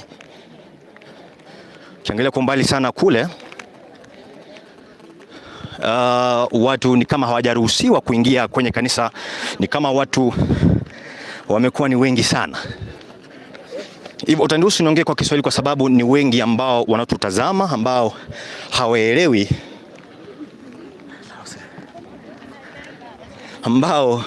hawaelewi Kiswahili. Lakini asumo nuke Gusii asabali batagata Kiss FM kwa tebinga matanga nagendrete. Amatanga nagendrete boni gari wale sekanisa gusaberwa. Noroche bune cameraman konya kwira iga.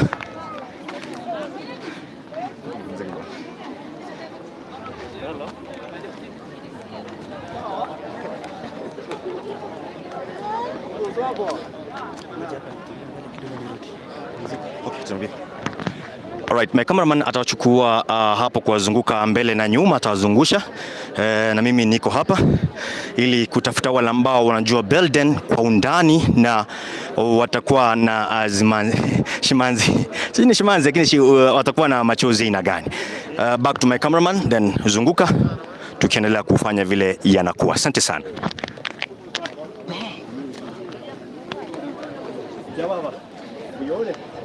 Asante.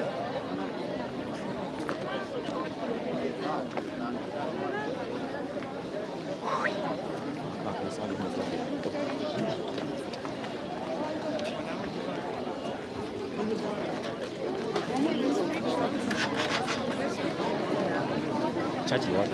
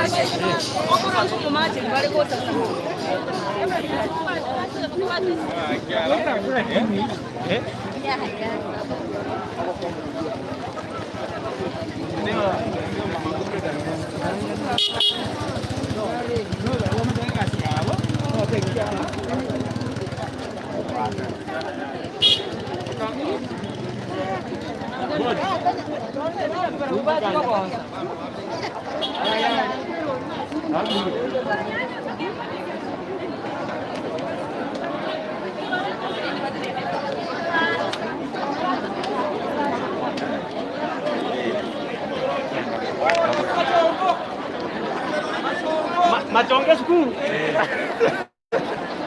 Atura ika kabono tole.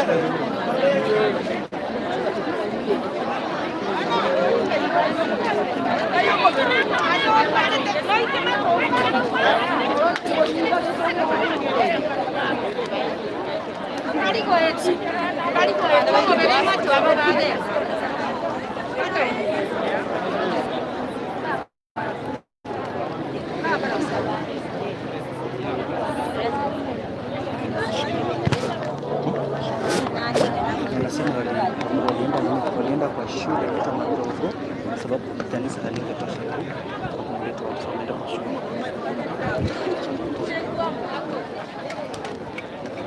Matogo.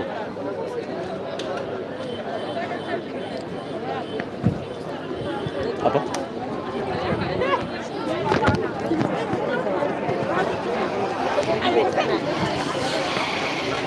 Boom. Okay. Alright, on the update someone chwa omo tegereri na ndo moligerio NDIZI TV na Kisii FM mnatwikirega iga tonyore ngatu actually se kanisa na ndabata nga kanisa nigo yabenke mpaka yatabona te konyara ko accommodate abantu bache mpaka se esukuru ku muchogo if I'm not wrong anya bari go kwano igo no baikire tingete buna our cameraman on the other side no bare tumetu sembanyare goto feed lakini asaboni natwikirega iga nigo ndo chibuna abantu nigo barabange abange zaidi unexpected. Niko kana omongwano yoiga kwa BELDEN alikuwa ni shujaa kweli kwa upande huu, kwa sababu wa Kenya au wa Kisii, let me say wa Kenya kwa ujumla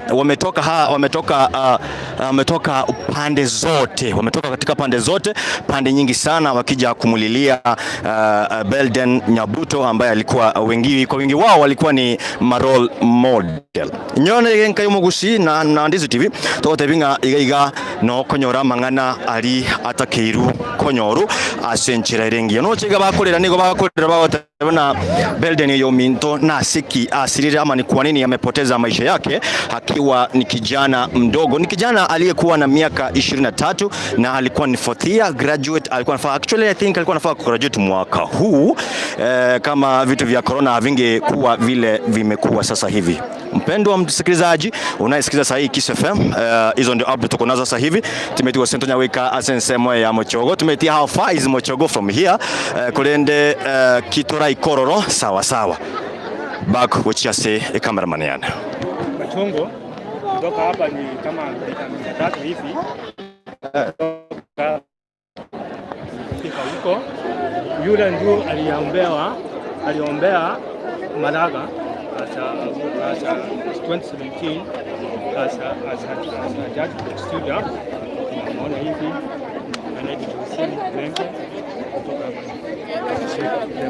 Okay. Ndugu yangu ama ambaye mtazamaji unayetazama nasema kama ni mita 300 meters from here hadi Mochogo Primary, hapo ndipo at least inaweza kuwa na BELDEN. Na niko na uhakika kuwa hata kama watachukua siku mzima, natumaini kwamba sidhani kama wanaweza kumaliza kuona BELDEN. Kwa hivyo najua kwamba watafanya kwa haraka, kwa ambao wataweza kuona wataona na bali batanyare korora rende na berabe na byabere no intutweka ntoreka somo birotonyarore lakini metebuna tokwenda bawo chikonyobeka go chiko rest in peace igali simu abona tokwa ntobaroki ve tulipoonyesha. Natumaini kwamba itakuwa sawa. Hivyo tunazidi kutembea wanapokuwa na majao Mwenyezi Mungu, tukifika pale basi mambo yanakuwa ni sawa. Back to kwa studio na back to you my cameraman.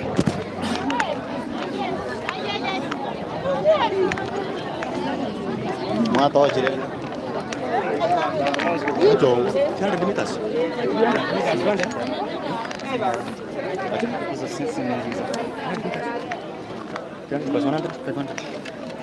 Apa kitu?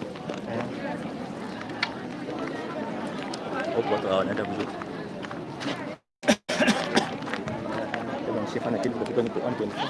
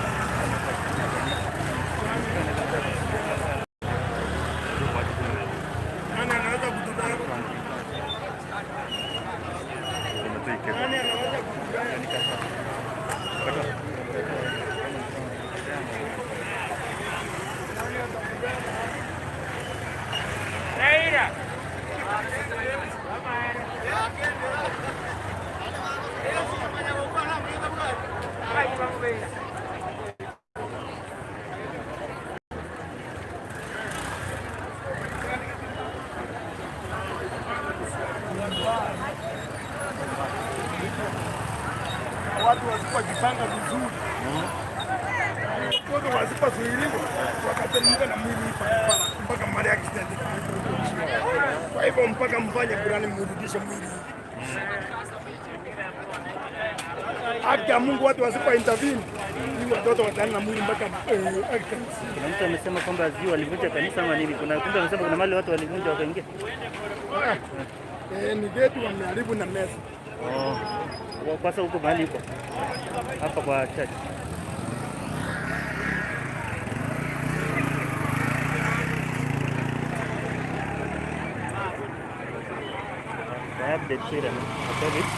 Watu wamejaa kwa barabara sana.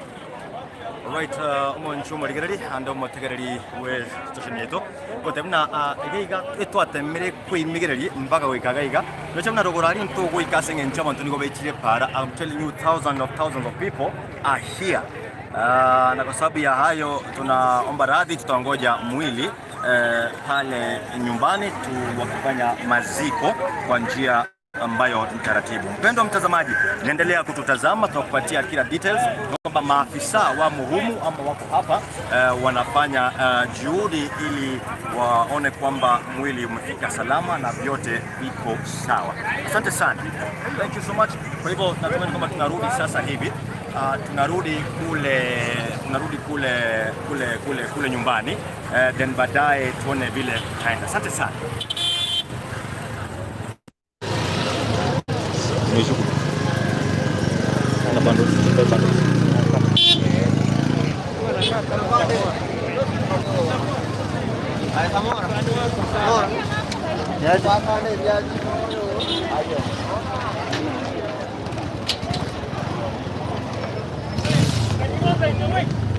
Hey mama. Hey.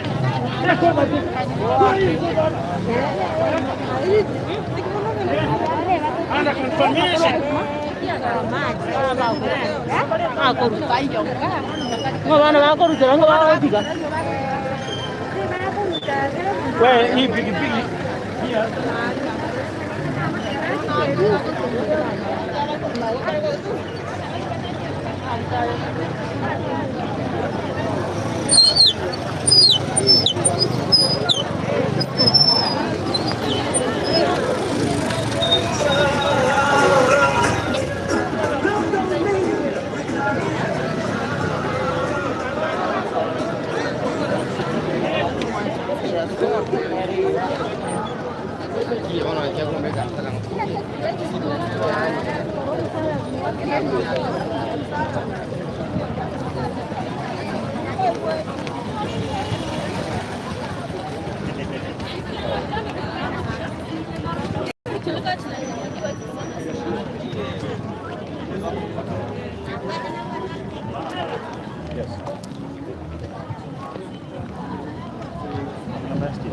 Ndio ndio napigia hapo.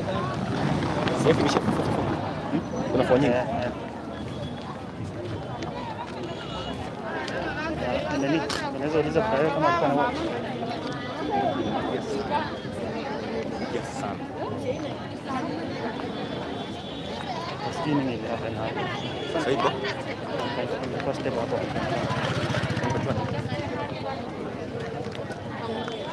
Hello. Eh? This maybe I become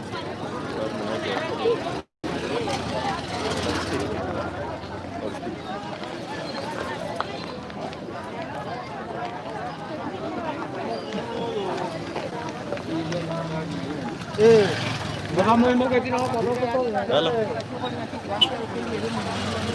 Lakini it's okay David. Homestead.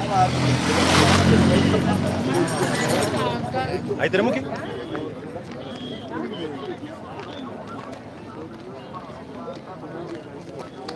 Ajá.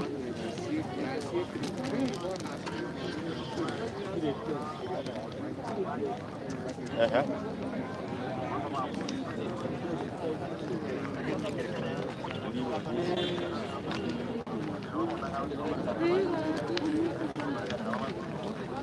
Yeah. No, okay. Okay. Haya. Sema lazima tufanye kwa huko juu. Umekataa. Matatizo tunafanya pale juu. Sasa tuambie pia wale watoto kule kienda.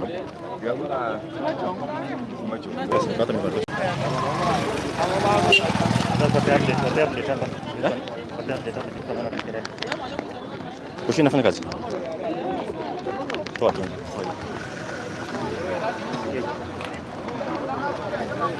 Hello. Yes, kidogo tu.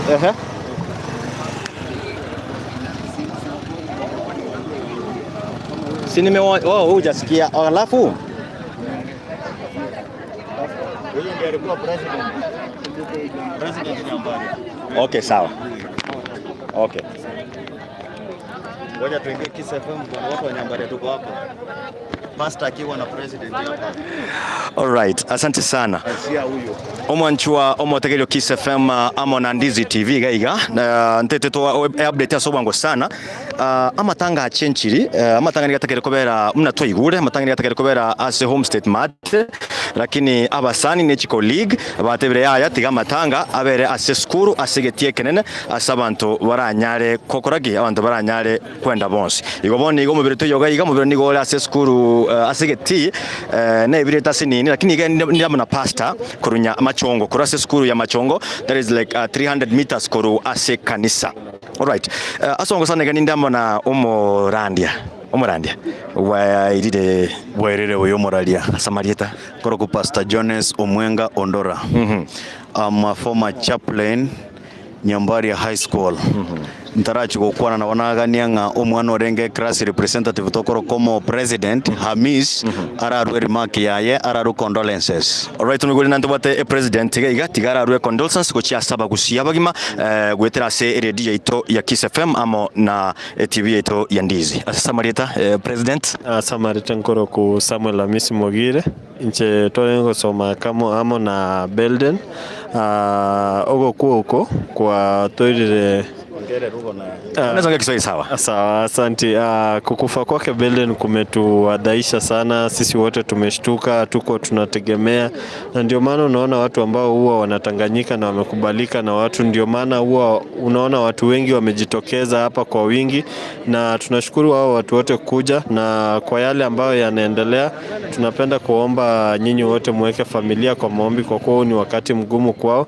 Na kwa wale mafans wake wote Belden, tunawaambia kuwa ameacha mandugu zake na wataendeleza talanta. Tutazidi kumsifu Mungu, na kwa yale mema ambayo alikuwa amefanya tunamshukuru, na safari yake hii ya mwisho yote tunasema ni asanti kwake, na tutazidi kumkumbuka na kuomba. Alright. Kitu ambacho unaweza kumbuka kuhusu Belden inaweza kuwa ni kitu gani?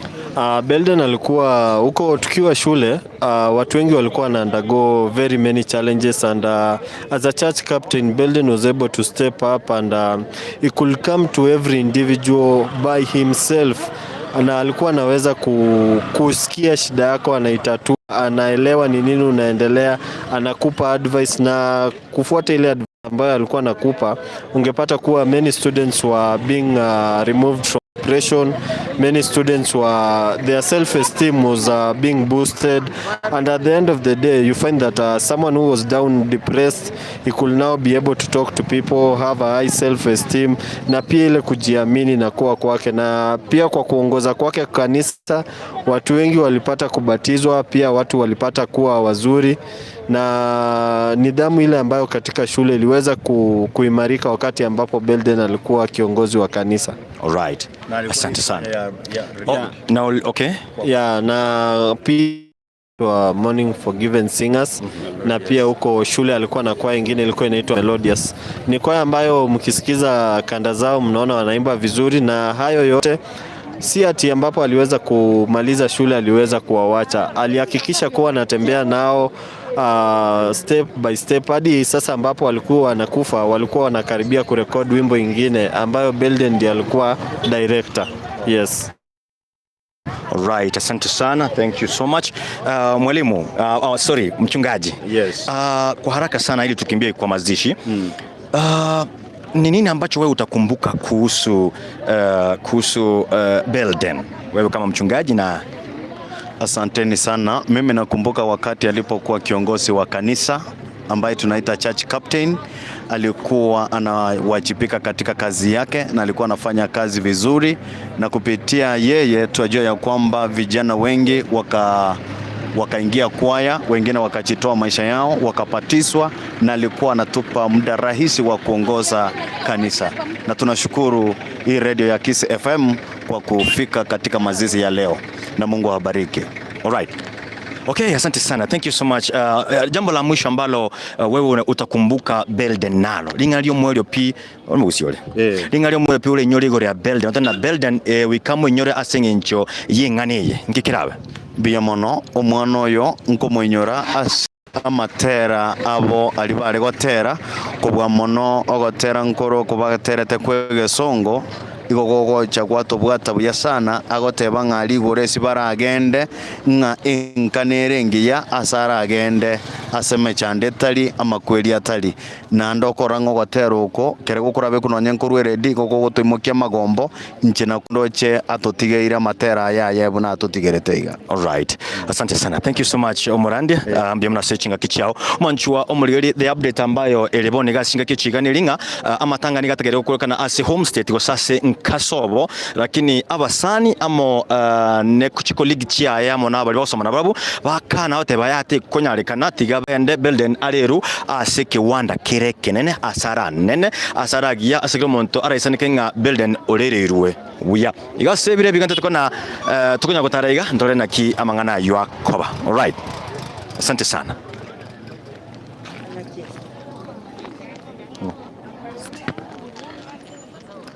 Hoji bani na wamekuwa ya sune kamba bwata maoni. Asante. Alright.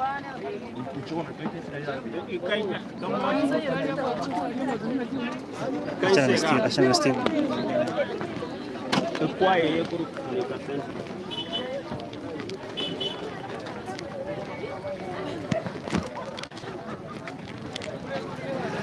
Alright, asante sana. Gega ninde namone kwa ya Suneka ke? Suneka Central na mbaba tamagombo mbaze to kwana yentekemo igoro ya BELDEN. Nyoni gotore live asensemo yiredi ya Kiss FM na nde tokaba live asensemo ya NDIZI TV gari online. To monomona wangongwa samarita. Evaline ayeta. Alright, tuske woche ya singencho yepara. Nchura kwa nego da BELDEN. BELDEN ni to mwanjete galenga situ gotara na sumu kondoga masanjira matera. He used to come to our church. No last year no alenga se kambi no bali to matera ndo tukateliramo. Tulikuwa tunampenda sana. Alright. Alitumia talanta yake vizuri. Na kwa hivyo tunaendelea kumwomboleza. Okay. Asante sana. Asingencho mara bange detencho le bali viongozi barakwa na sobu wango. Asingencho ntokonyara ukona twensa asingencho tukumyaka samatanga ro alito na nkike yanda tororo. Omura yonde. Alright. Asamarita? Nchamarita ngoro kwa Agnes, Nyamusi omwega. Asante, ningeomba tu utoe barakoa kwa sababu nilinde bali barakoa mama ina naye kwa ngwa jitekolera sama gomba yega. Nkyo nyole ya BELDEN Nyabuto. BELDEN igachateka sio boteri ro mwana omoke. Akagera akatmotivate abantu abange. Na ndio ndio bondi bensi ulikomorora. Higa alikogania atuale nera abana babike BELDEN. Kwa hivyo amekuwa mfano mzuri kwa familia nyingi na amefanya kazi nzuri ya kumuinua Mungu hadi kifo chake. Alright, aswa wewe buno muiboli na ndaye bono buna maybe colleague, let me call him a colleague. Inkyura nyole go ya BELDEN. Otana ki BELDEN iga kiro kunkwe nyura nkwe matera ebijanire gocha asubusubu wao. Inkyura nyole go ya BELDEN. BELDEN matera manga alikotera na alikumotivate abantu. Kuna nyimbo ameimba nzuri na nyimbo zake nyingi ametoa kwa Biblia. Verses kwa Biblia na nyimbo zenye ziko na mafundisho mengi sana. Alright. Okay, asante sana. Nile kwa ke Suneka Central, kwa Suneka Central na urabu mbabu wate amagomba manena singencho iye okukwa gusama kweli BELDEN. Mbondege kama na Mulisia Samarieta. Ngonkoro kwa Henry Nyakeya. Mulisia Suneka Central. Alright. Inkure nyole osinkura kwane igore ya BELDEN Onyagusira.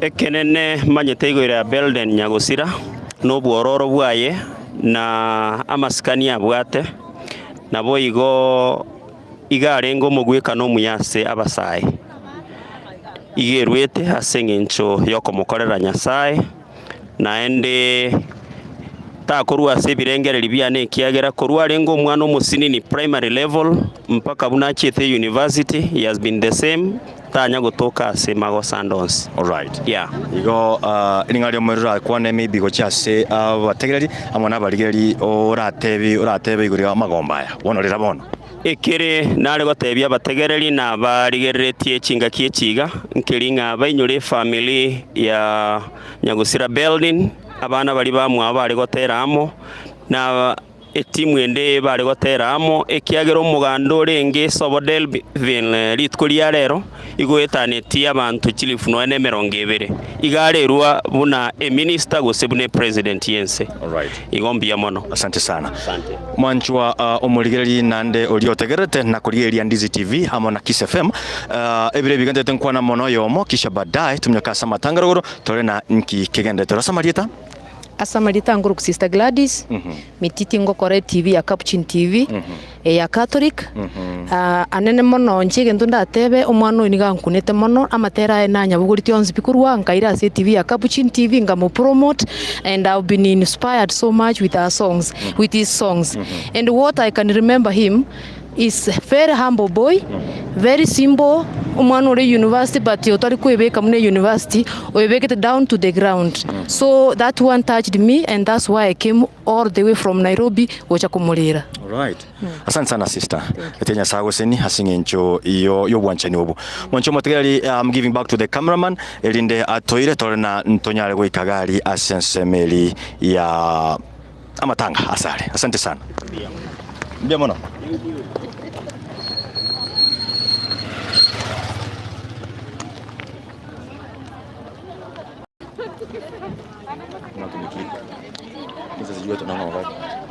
You have come back?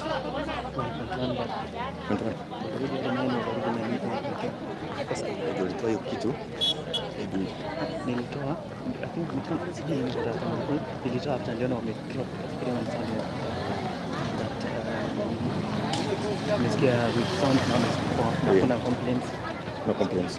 So drop in kawaida.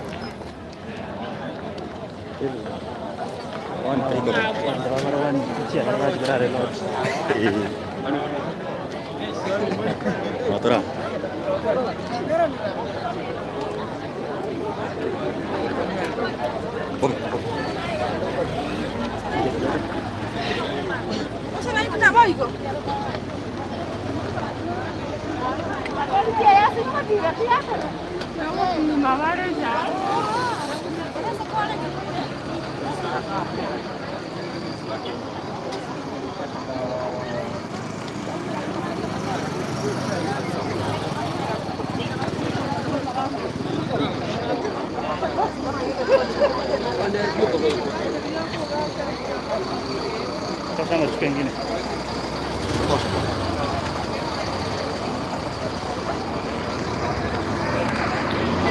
Alright, asante sana manchwa omuligereri na tuliga.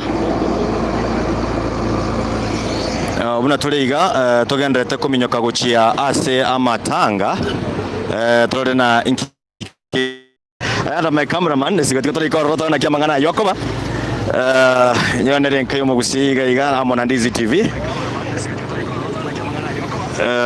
una mrocha sibije kibago abantu nigo baravange sana, watu ni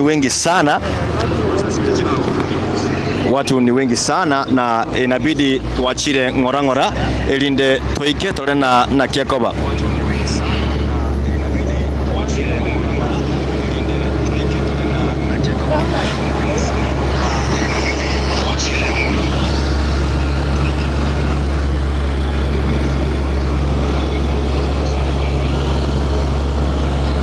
All right. Sigara siwache enda batama tuende muipite. Kumbe.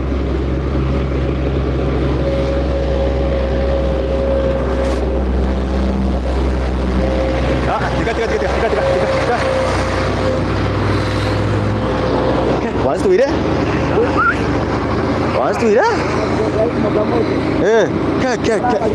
Haya. Wewe cameraman songa bwana. Bwana kaka. Alright, tumachomo tayari na tuligo pikipiki na kuomba utusamehe kama unapata sauti hiyo kwa njia hiyo. Ni vile tuko juu ya pikipiki na kuna uoga, lakini tunashukuru ndio chama nagaiga. Naona kwa inakuwa safi na iko sawa. Gandra ko tobwatia tunakaribia kuingia kwa hiyo matanga. Sio mbali kutoka hapa, sio mbali sana, lakini natumaini kwamba tunafika pale tupate vitu njia inaenda. Sio mbali sana, lakini natumaini kwamba tunafika pale tupate vitu njia inaenda.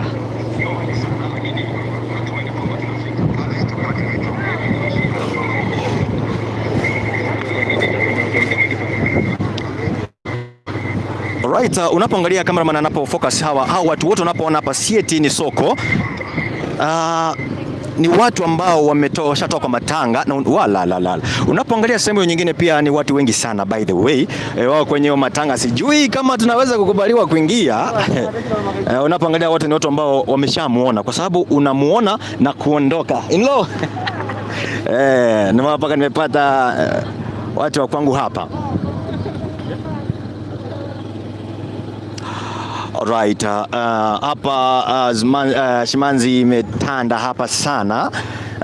Kwa hakika ni uchungu sana kupoteza mtoto mdogo, ni uchungu sana kupoteza mtoto mdogo aswa. Ila sio mtoto mdogo, ni kijana mdogo. Naona kama Farikei pia yuko pale. Farikei ni msanii kutoka Kisii, yupo pale na natumaini kwamba nazapata nafasi ya kuzungumza naye, lakini kwa sasa naomba kwamba tuweze kukimbia pale tuone ni nini ambacho kinaendelea.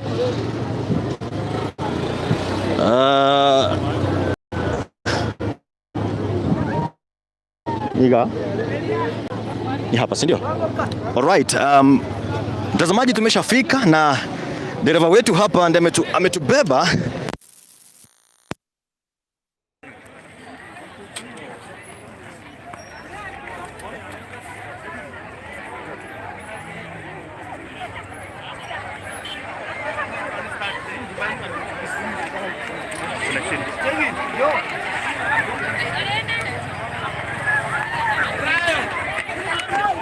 Tuje tupande juu ya bike. Watu twende ndani, twende ndani.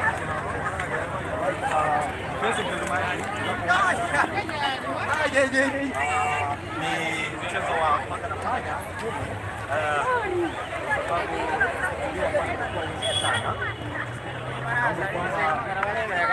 Unaweza kuona kile ambacho kinaendelea.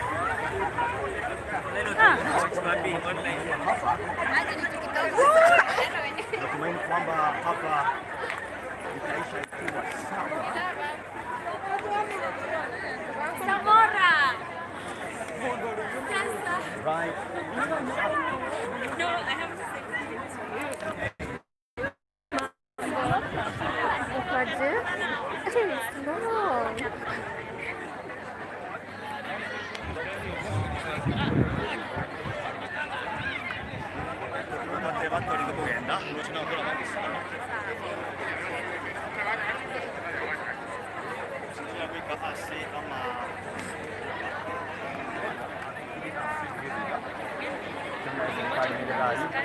kabisa, na wanasema kwamba hapa lazima social distance itaweza kuwa.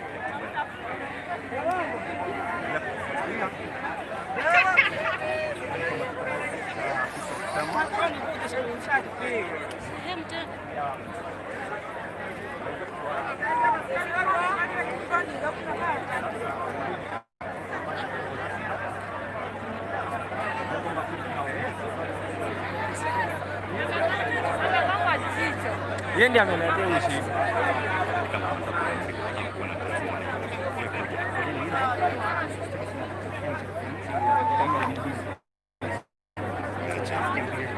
Right. Kuna kama tunaweza kuona mwili hapa. Samahani, naomba.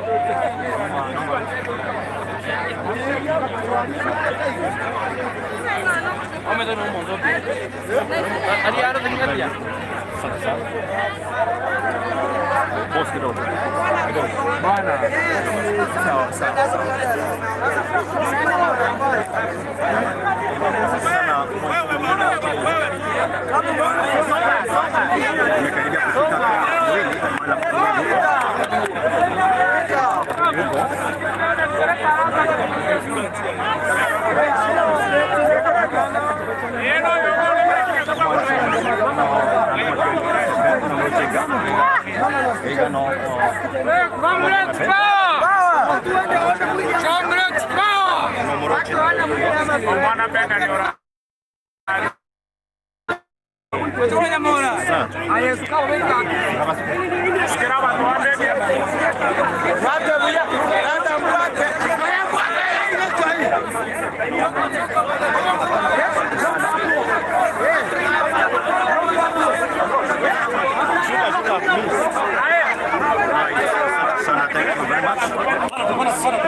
Hawa ni watu wa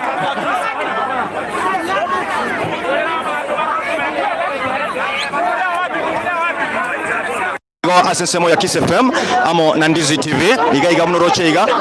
Hii ndio aswa ambacho kinaendelea. Hii ndio mwili wake BELDEN kwa wale ambao kwa sasa hivi wanaangalia.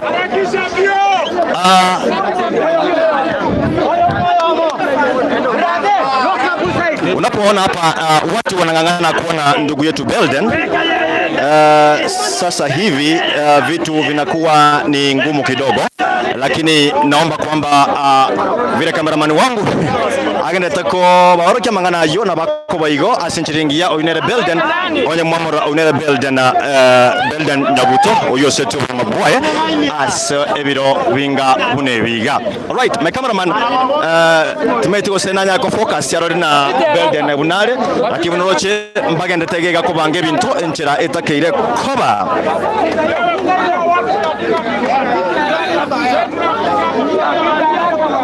Chamani story.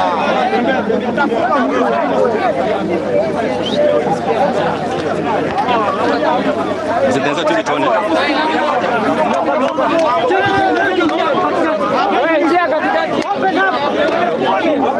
Open up, Hugo.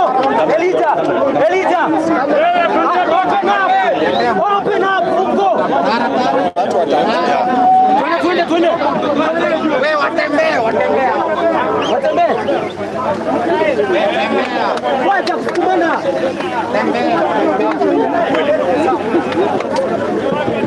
Alright, umanchumo ligerali Munorochegaiga ababaskari mbaregaiga maskari wako sehemu hii, na kwa hakika hapa nataka niondoke kwa sababu watu umati wa watu ni wengi sana, na tumaini kwamba mafans wetu mumeona Belden, na hapo ndipo amelala. Hakika kwa wale ambao kwa naamini Belden Nyabuto ashaaga na leo hii kabisa anazikwa. Ningeomba cameraman hapita hapa kwa gari ya polisi aenda aonyeshe vile hakika kuko.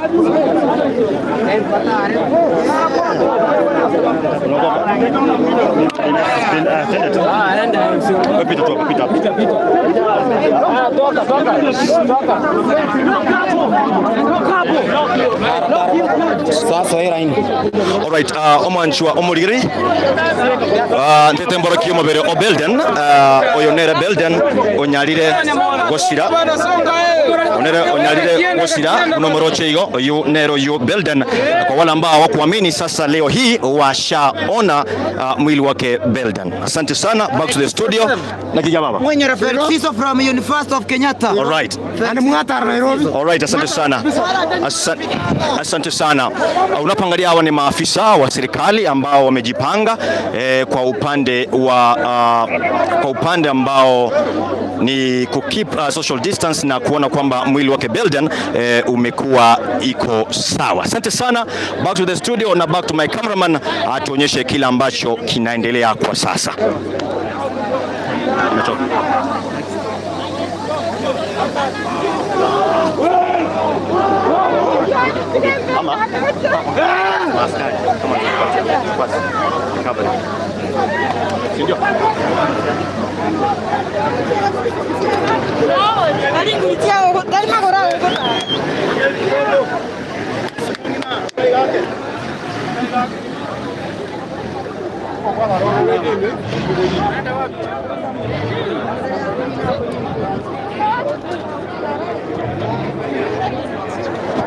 Mpenzi mtazamaji, hapa ni mahali ambapo wananchi wamekubaliwa kutazama mwili wa marehemu Belden. So na vile unavyoona kwamba tuko na maelfu ya watu ambao wamefurika mahali hapa, na wengi ambao hata wengine ambao wametuambia kwamba wamesafiri kutoka pande mbalimbali za hii Kenya kama Nairobi na Mombasa na hata Kisumu. Haswa Belden alikuwa na marafiki wengi kwa kanisa la Adventist, that's SDA. Ndio maana watu wengi wanamjua kutoka pale, maana alikuwa anaimba pale kwa hiyo kanisa tangu akiwa mdogo pamoja na ndugu zake.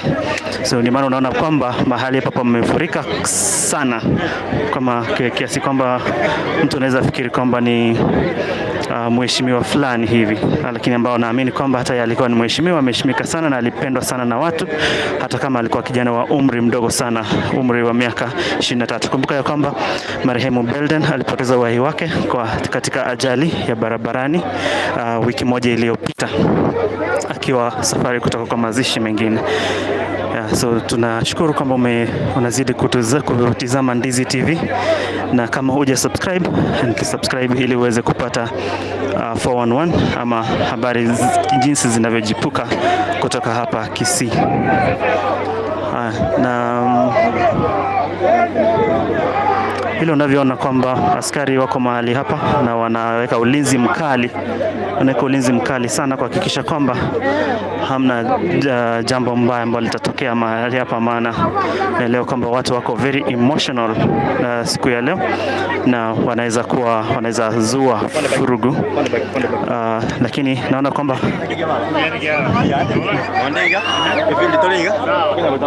kwamba watu wanaendelea kujiandaa na mwili wa Belden unaweza kuondolewa mahali hapa. So tunataka kuondoka mahali hapa, tutawapeleka katika boma la marehemu Belden, na ambapo tutangoja mwili mahali pale.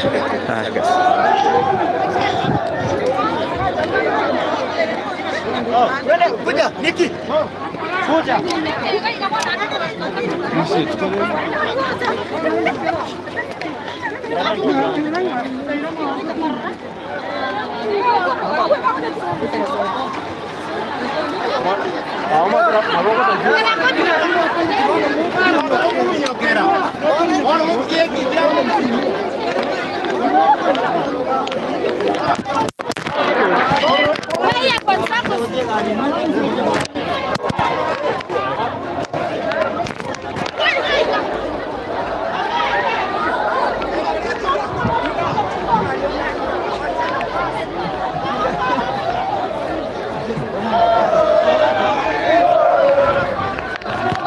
haraka bro. Kiasi haraka kidogo.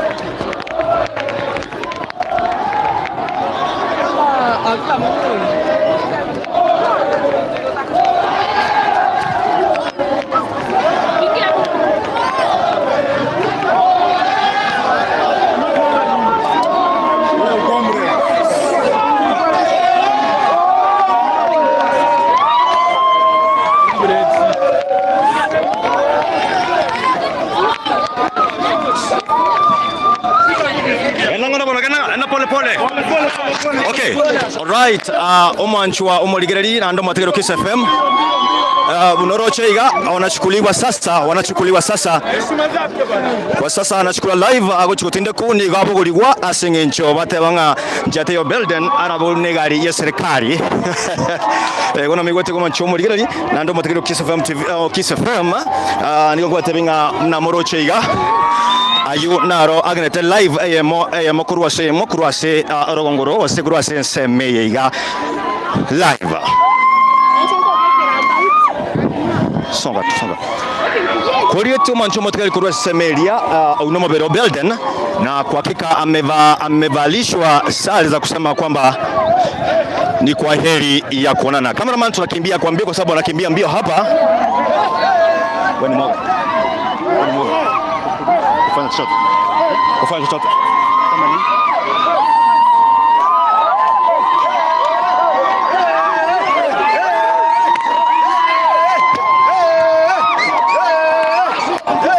Right, hii ndio Enerebicha. Enerebicha ya BELDEN.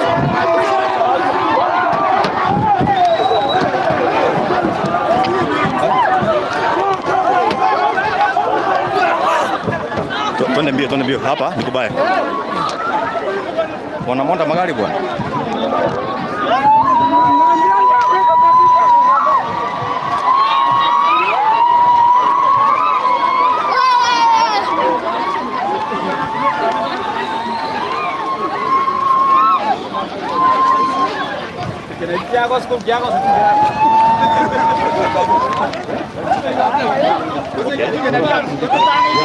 Kuna wengine. Alright. Wewe unamjua BELDEN vizuri? Ninamjua vizuri. Kijana mdogo alianza kuimba akiwa mdogo. Na amekuwa katika imani. Yes. Kuanzia maisha yake ya utoto, ujanani mpaka mahali amefika. Hivi sasa wewe unaweza kusema nini kuhusu BELDEN ambaye sasa hivi kwa hakika tumehakikisha kwamba amekufa na ama ameliaga dunia? Unaweza kusema nini? Mimi ningesema kwamba maisha ya mwanadamu ni mafupi. Na vile amelala ile kauli alifanya Mungu ndiye anajua, lakini kitu naweza sema ni kwamba Mungu afariji familia yake, wazazi wake na mandugu zake na majirani wote na wanafunzi wenzake. Alright, asante sana. Wasema unachora mchungaji nani? Mimi naitwa Wycliffe Ombaki Bonuke. Alright. Mchungaji kutoka kanisa ya Mwembe Kisii. Alright, asante sana. Omorisia, wasomorani. Omorisia. Okay, unomorisia kurwase ekanisa ya Mwembe, norochiga abantu nigo barabange erombe y'abantu bagotwatana uikabagishe muna BELDEN ameweza kuwekwa salama.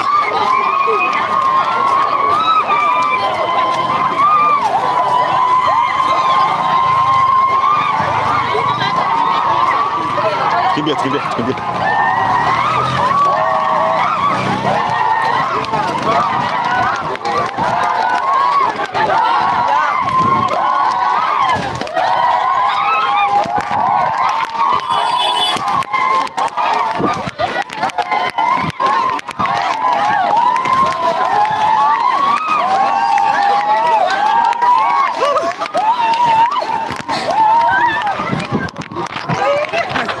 Alright, omwanchwa omorigeri na watu wa mnyokire iwasengenchunga mguu ni ponye kwa wakati huu mguu ni ponye. Natumai kwamba mnaendelea kuona haya vile yanaendelea kutokea sasa hivi. Hiyo ndio mwili. Haya basi twende nao kukimbia sasa.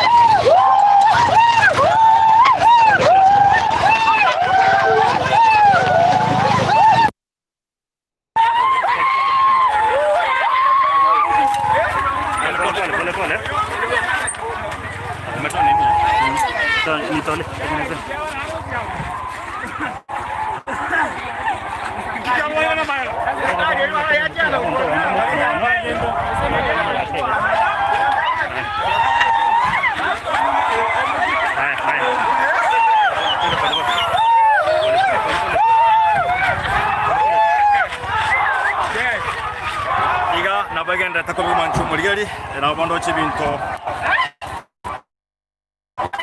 birego. Endelea kutazama. Twende.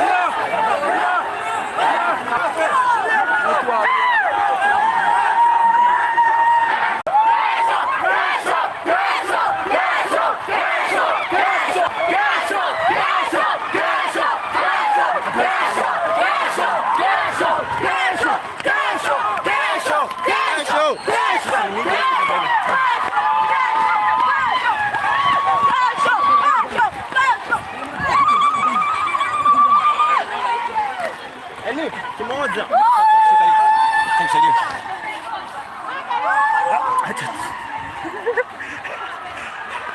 Wewe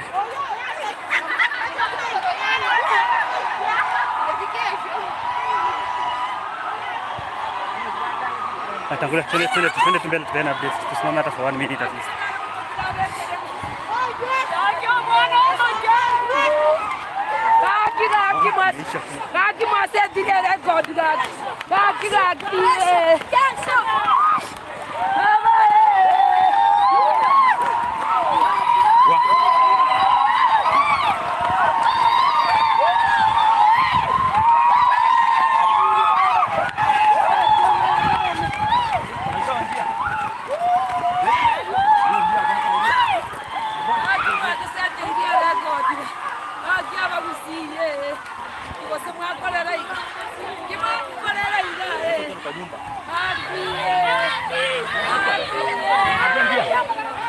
Mbali. Ngai, iga. Hapa sisi kuna gari hapa inamaanisha Nyarangi. Hii hapa tunapata. Gari tuko wapi? Na idea. Hapa ni wapi? Si hapa tulitumia mara last time. Hapa? Tutana mpaka nyumba. Jambo licho.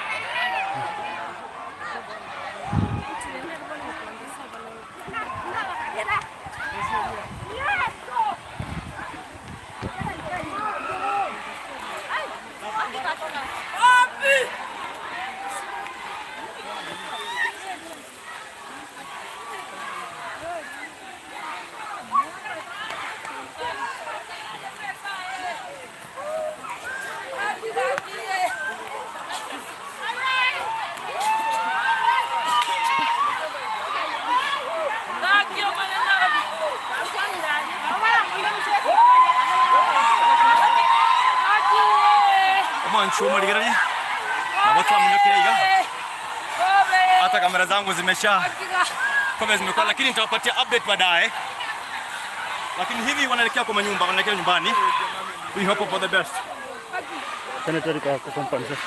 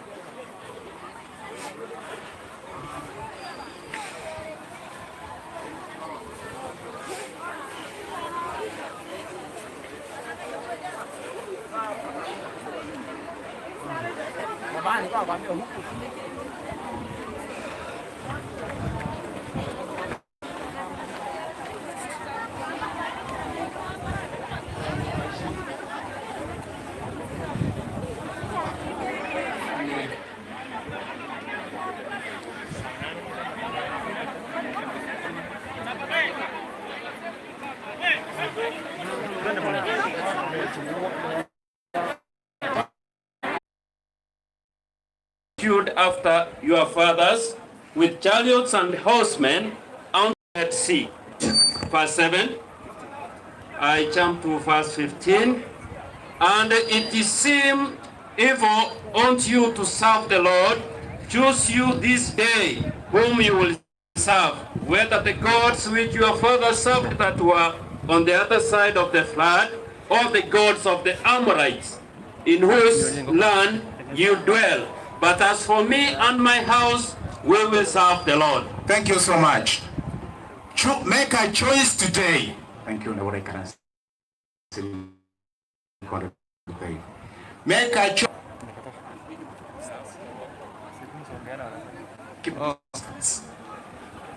Make a choice today.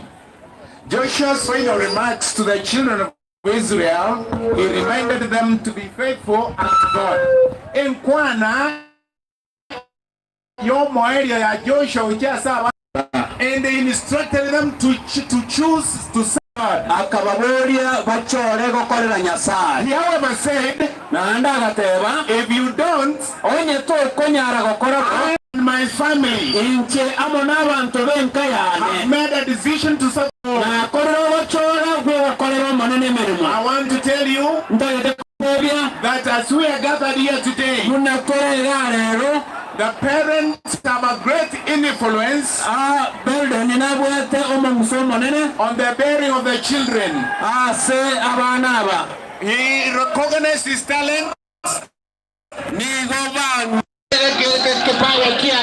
they chose to serve the Lord. What have we chosen today? I beseech you that you choose to make a decent departure from the world. All right. Omanchwa. Right now tumefika kwa mji, tumefika sasa hivi kwa mji. Ingawa imekuwa ni kazi ngumu sana. Tuna doko na sweat hapa. Mwili iko mbali sana huko pale chini. Sijui kama anaweza kuiona. Naamini kwamba itakuwa sawa. Maskari wako ngangari sana, maskari ngangari, lakini wananchi wanasema kwamba haiwezekani kuona akizikwa hivyo hivyo. Kwa hivyo kwa wakati huu unapoona wanangangana kumleta mwili kwao BELDEN, hapa tulikwambia kwamba hapa ndio kwa mji wao BELDEN. Unapoangalia watu wako hapa sawa sawa na wamejipanga kabisa, na unapoangalia huku kabisa, unapoona kabisa huku watu aswa wameingia, wala ambao ni familia aswa, na ukiangalia kama ukiangalia pale wanasema kuwa kama watu ruhusiwa kuingia, basi watarudi na mwili. Jamani, tunaomba kwamba kama inawezekana tutawapatia picha moja kwa moja kutoka kwa BELDEN hapa kwa njia ambayo ni nzuri sana. Asante sana. All right, what is happening right now is we are already at the ceremony ground, and tuko katika kwenye ground ya ceremony pale. Tuko pale, alafu naona mwili wake ndio huo, au sanduku ambayo imembeba ama coffin ambayo imembeba ndio hiyo hapo, na wanasema lazima waingishe mwili hawa wote. Jamani, sijui kutakuwaje, lakini tumeambiwa kwamba tuwe tayari kwa sababu vitoa machozi vinaweza kutolewa wakati wote kutoka sasa. Vitoa machozi vinaweza kutolewa wakati wote hapa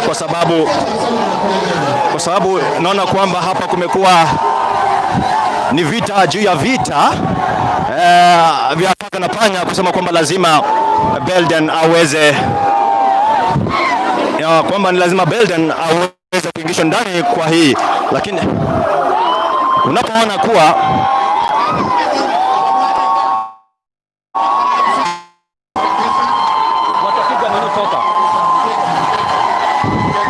alright, wameamua kuvunja okay. Wameamua kuvunja na kuingia kupitia mkato mwingine, kwa sababu serikali imesema haiwezi kuruhusu watu wengi kuingia ndani. Imekuwa ni vita vya nishike ni kushike, nigonge ni kugonge, ikiwa ndio safari yake ya mwisho. Kirene safari ya mwelio ya ndugu yetu BELDEN. Unorocheigo, asante sana ase awantu wa Kisii FM TV na Kisii FM mamna ntutuensi na NDIZI TV ya twanchere ko podcast live igaiga asenchere rengia unochikuru gari omancho marigari ngoko iraga segitaro na nkigana tagari abaskari nigo bakongana kabisa wanangangana watobemna ondete yoraswe egintu kigoswagagu no mubere. All right.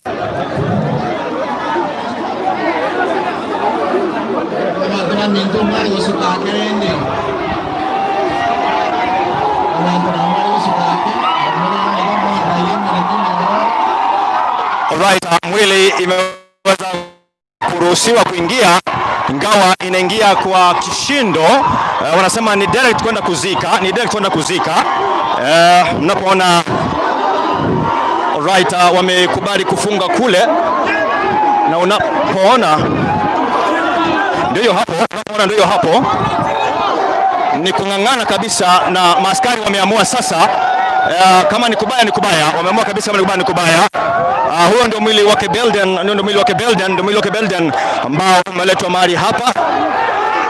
Kwa hakika vijana wamesema liwe liwalo, haitawezekana, na wako tayari kitoa machozi. Right.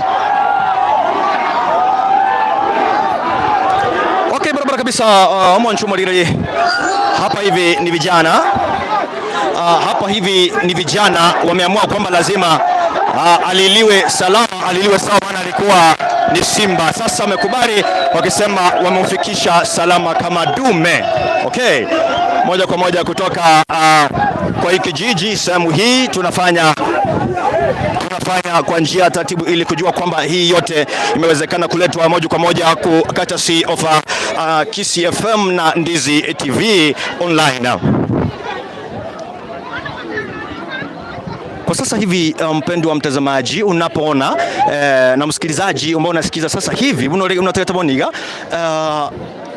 bonege kiraudo gyakirira singencho BELDEN obekiru sobo nyumba oso ikiri gusobo gaiga yabe negasi enkongu sana ko bareta gaiga lakini ndo chibuna bono iga abana inchi gose abasai bari bamuabo batebire bono hapa ni sawa, na wamesema wameridhika kwa sababu oiki wenka na maskani ali aye atakeire koba abaskani watabuna mbagwatime cyando kugicha to keep social distance nande to cooperate muna muri tuchu muno gari umwanchu muri akembaro keke baba umwanchu muri ento moche gari naba abana inchi abangi sana. We they are here thousands of people, lakini abande banchene gotabana yaya onyina boigo bono tigatore ko asobware buna umungwano yiga agochi gutubutua wasena ki agochi ko send off ni konguruku omochiko nyamara sensemo ya Kisii FM na ande bandoka MC sensemo ya NDIZI TV.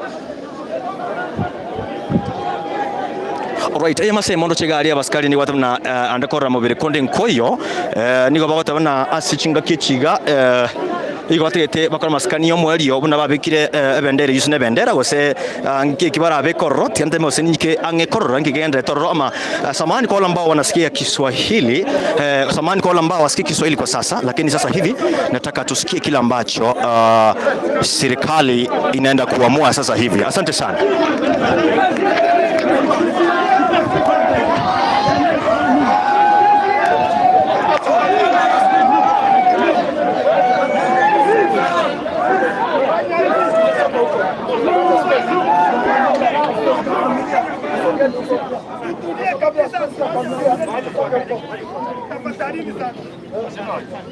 Basta Mangi ako wapi tafadhali? Basta Mangi wayu? Tupatie mic. Basta Mangi tupatie mic. Okay, naomba mtulie tafadhali. Please. Naomba mtulie. Tunashukuru sana kwa kazi ambayo mmefanya our students. Power! Okay, tunaomba mtulie. Tunashukuru tafadhali kwa sababu bila mmefanya hiyo familia imeanza kulia sana. Kwa hivyo tunaomba mtulie. Wale ambao wamesimama pande ile tafadhali mtulie. Alafu nataka kama mmoja asiongee kwa niaba yenu awaambie watulie tafadhali. Basta Mangi yako wapi?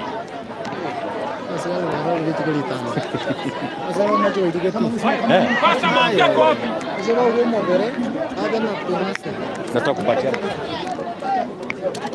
Tupatie mic. Basta Mangi wa yuza mic. Okay, tafadhali abantu baminto yadotuliye gukora makanga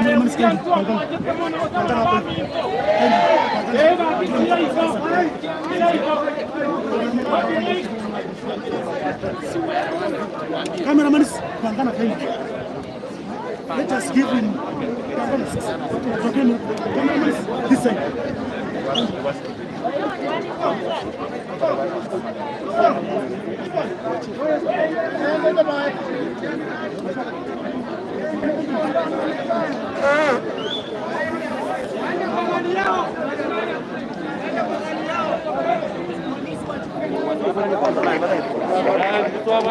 Wewe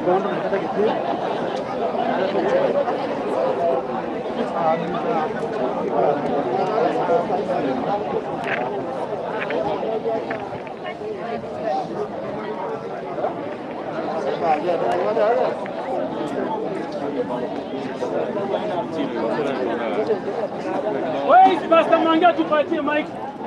Habari ingia tafadhali hao watu wa media. Tunaomba msonge pandile hao wameweza kusema mtu wengi. Tunaomba msonge pandile. Okay, tunaomba msonge pandile tafadhali. Tunaomba hao wamesimama pandile this quiet please. Hao wamesema sana kuona tunaomba pandile. Okay, tunaomba hivi. Okay, tunaomba hivi.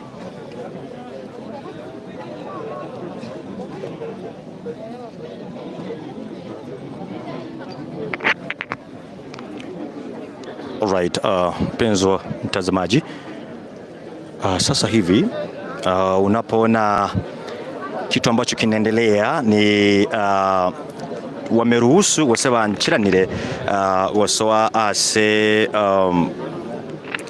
asomochi unatoa kurukale na wanasema kwamba na eti sisi wana media tumekuwa wengi, tusonge kwa mbali kidogo ili waweze kufanya heshima za mwisho. Sasa hivi tukiwa leo tuko live ndani ya NDIZI TV ambayo imekuwa facilitated hiyo kizungu ni ngumu kidogo, lakini wachi hapo pamoja na Kisii FM tunaona kwamba vitu vinakuwa sawa. Ukienda kwa mbali sana ni mchungaji pale anataka kufanya kazi ya mwisho.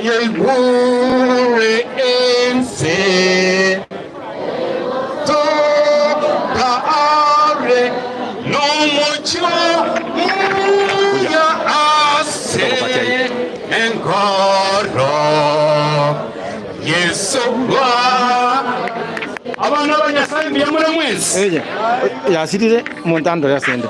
Okay, tutaitokorega abana be university na abasani baba twabane ningambe ya mona. Haleluya. Yabana kujyo na saba sisi bona mwato erere biyego gotubata mangana aberuka togokora aberuka usakatu na tafadhali na wasika katika jina la Yesu. This man alikuwa anapenda peace. Kweli ya mabongo. Kwa sababu na waamindo. Ndoko mwezi kwa yae. Bona ntakitaba teni niga tuikaranse. Turangali biye. Katika watu tuwate protocol inkia. Kwa sababu na waamindo. Tuikaranse daktari kai. Wote wafanye nini? Okay, tukae chini. Okay.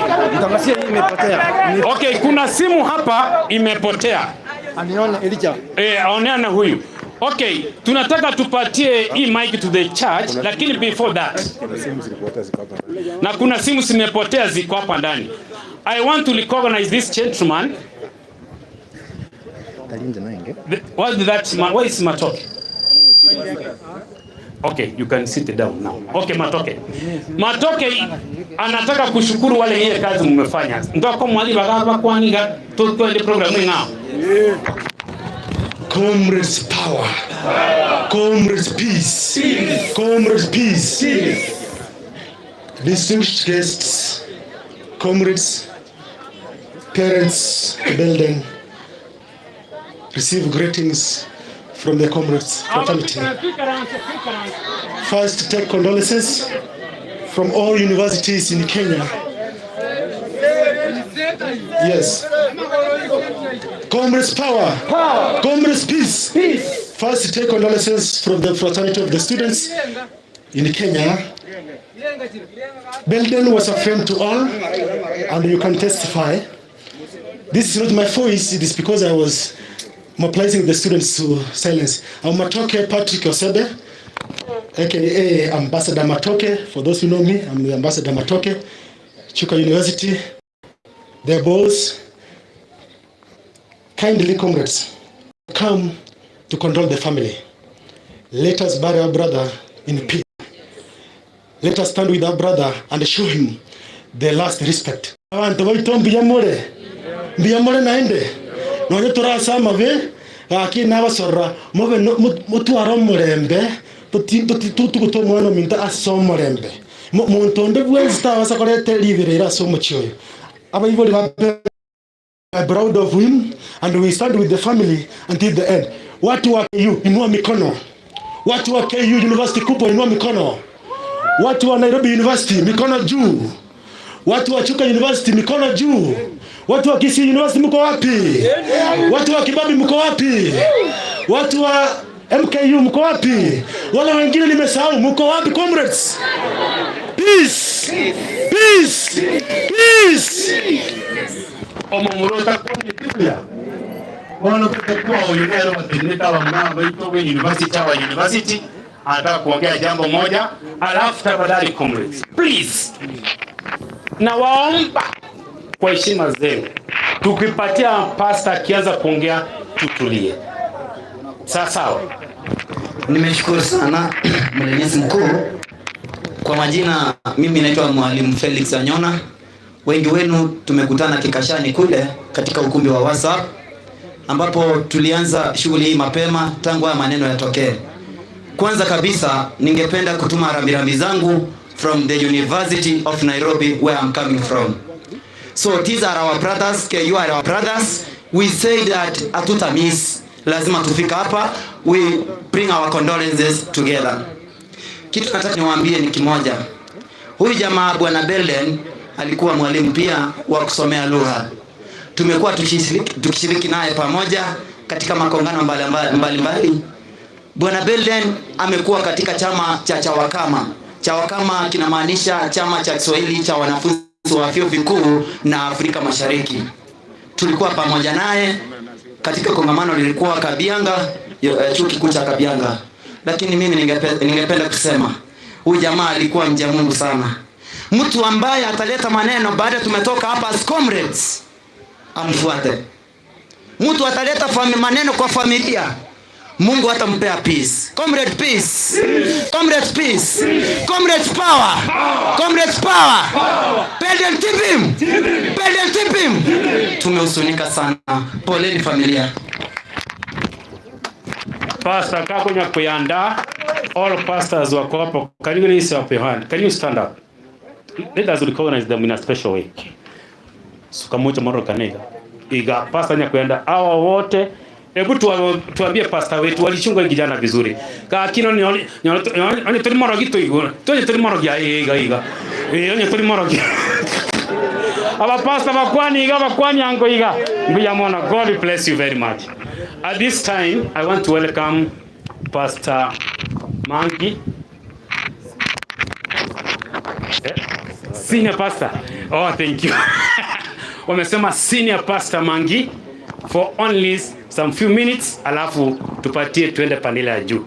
Askari wetu tafadhali, please sir. Nitawaelezea vile tunaenda. Thank you sir. Amen. Thank you so much.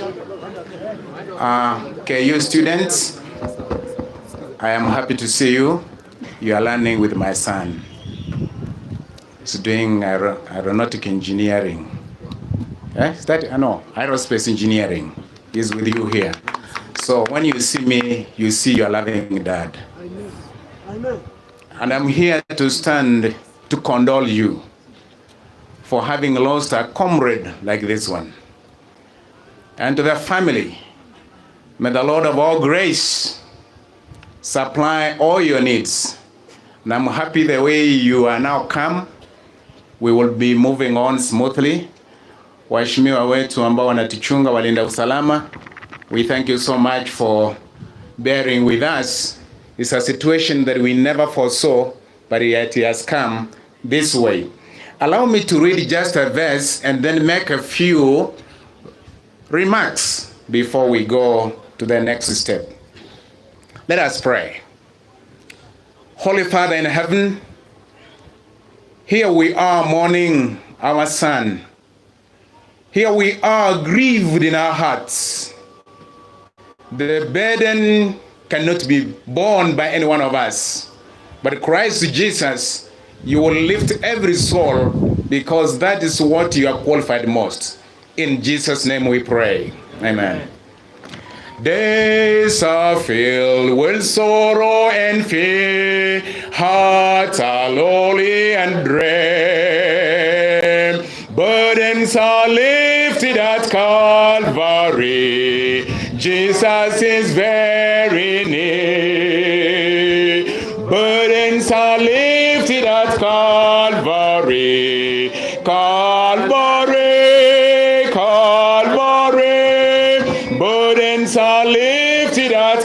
Calvary. Jesus is very near.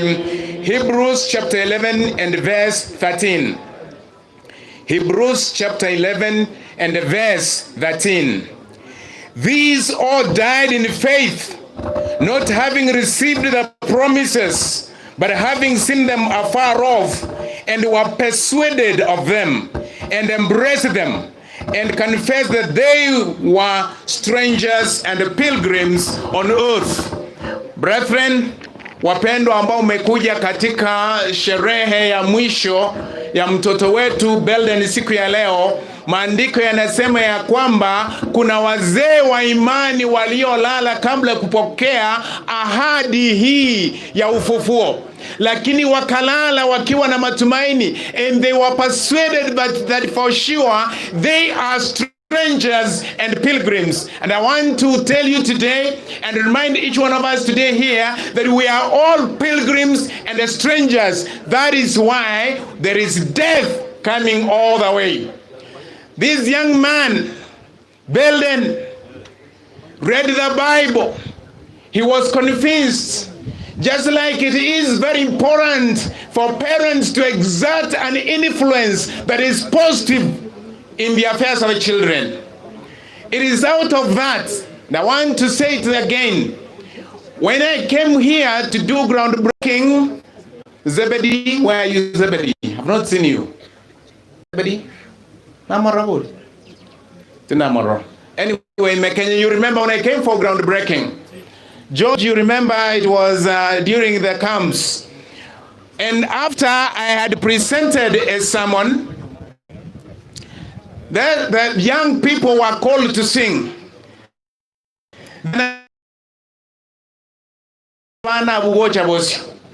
Nkabori iga pastor na ndibona memory ya na yabeire bunariria inkarangeria abana bungamo waise koruha inkarangeria Bible bagatenena inkabatebinga abana babasese niwe moragererigwe onye mokorendeke wekeiga. And so I'm glad today that the parents kept the mantle. They have been mentoring, nurturing the young people. And you know, kakibona BELDEN abatore bajua kari bunanjega. BELDEN abantangusire mbali abangi. Yemeke. Onye bono nyari kunsaba antubanga naiga at his age. What would he have become of onye agendera komenya? But I thank God because the Bible says precious in the sight of God is the death of his loved ones. Now BELDEN has slept. I know you comrades, I understand there is that pain, there is that gap of the demise of BELDEN. I want to pray that the spirit of BELDEN, which is the spirit of the living God, may get each one of you in Jesus' name. And may another person who came here, Kemunto, BELDEN, asomo twarwaye, asomo kanyikwaye, asomo korekwaye, asomo konyakwaye, na asomo randi bwaye, oborandi bwa BELDEN bamenya asomo kimabwao. Ekagala bwangoiga, Yesu nkureni aruburuzi tawendeka gutimoka. Ana banya sai. Akibona gotera kuriko goteba. Tomerane na basani. Lote mwako rote gai. Twaichanako Ngago ikatotigane Ntogotigana igoro Titogotigana Ensengia yomogoko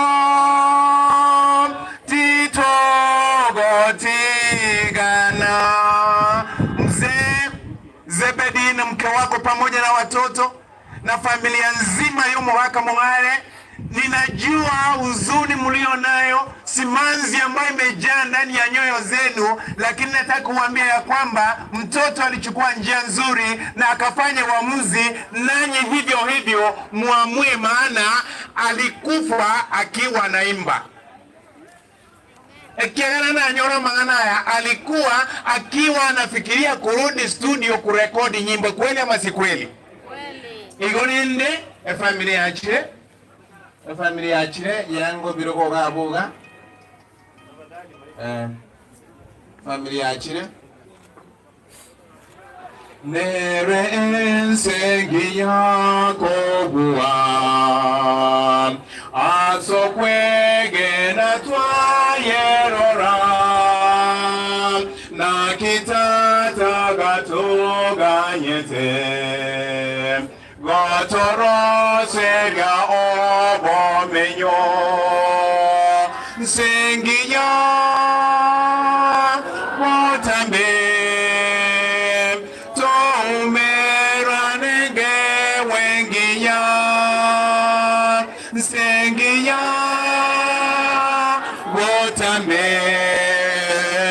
tomera nege wengiya na totere aria sengego amatrera manya bachenu tokobano borororinde goseko ganya wotimoka sengiyo wotambe tomera nenge wengiya sengiyo wotambe tomera nenge wengiya aseta tomuyore goro na tomo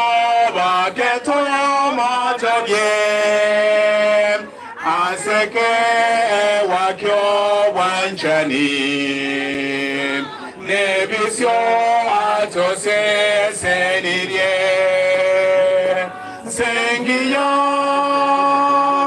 wotambe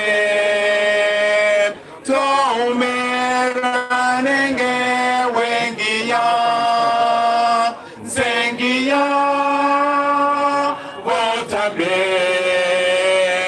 tomera nenge wengiya.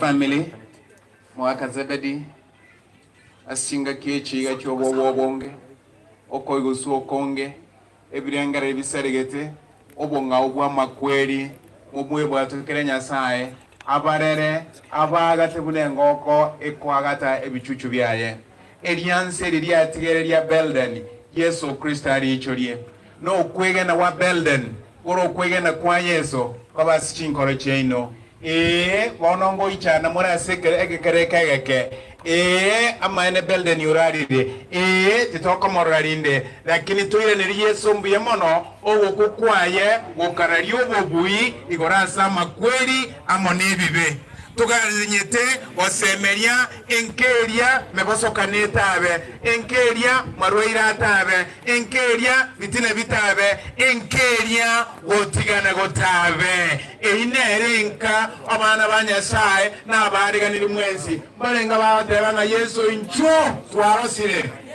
Baba yetu asante kwa neema na fadhili zako.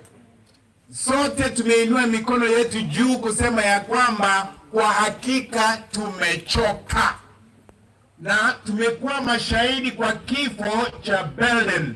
Ni ya kwamba tumechoka, njoo haraka tupumzike kifuani mwako. Tunawakabidhi familia kwa mikono yako, uwape neema zako kwa jina la Yesu. Amen. Familia, nani mwarasiri? Chuo cha kuruhusa. Chuo.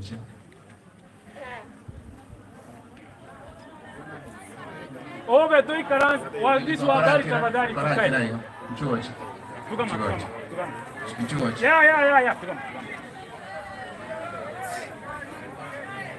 Chuo sasa.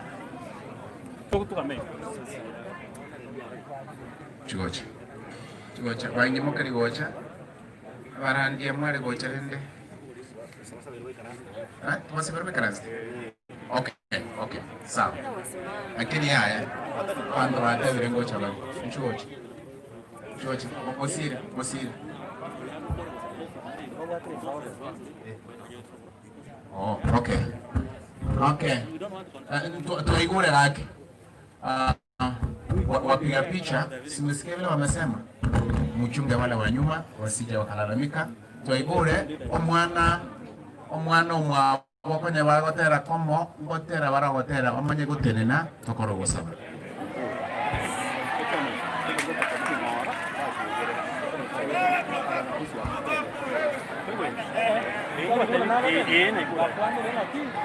Getare kemiaka nyebise masore amachena manyinga bikoro mobero viverio gase vive.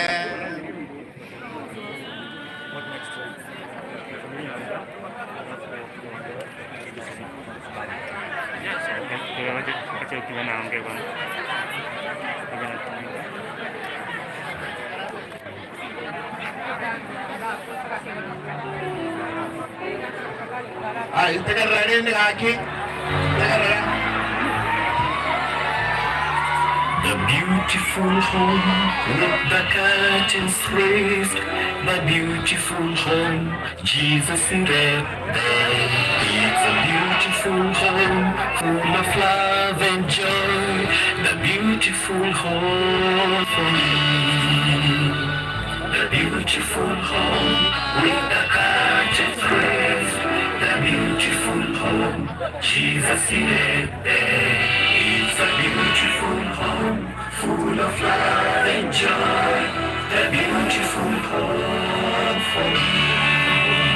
I am longing to see my Jesus.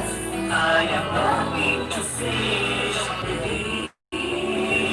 I am longing to see my son in the beautiful home.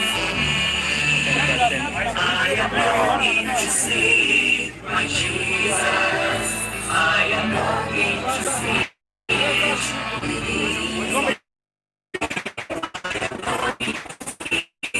my son in the beautiful home for me.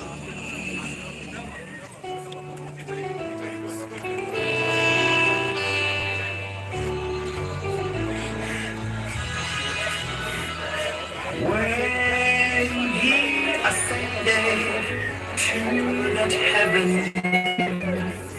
above, he went there to prepare a home for me, a beautiful home for me.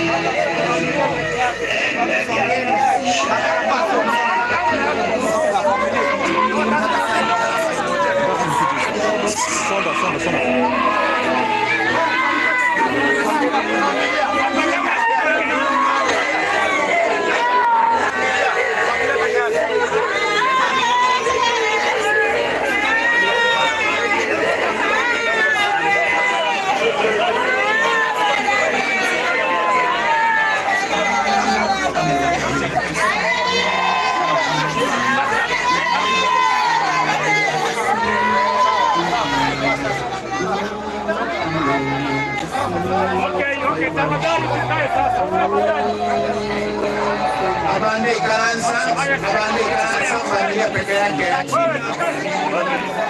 Wengine tafadhali mketi. Bando zangu zote kama zinaweza kusaidia. Nimebaki size za 1 za 99 za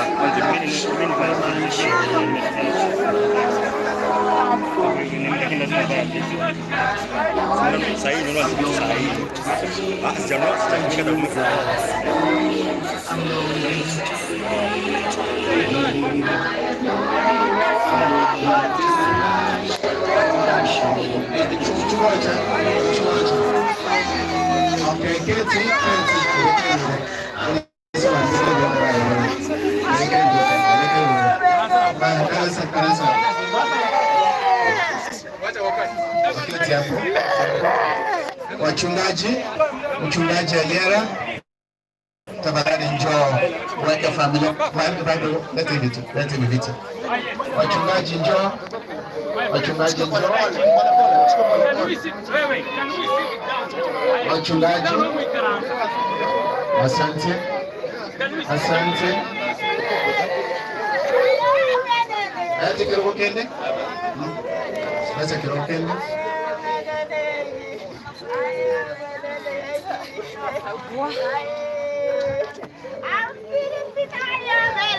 All right.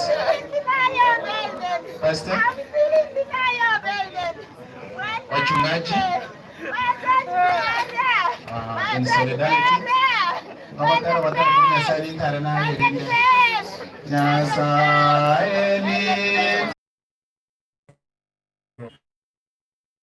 You want to bring the father of this world, to bring the brothers and sisters to your throne.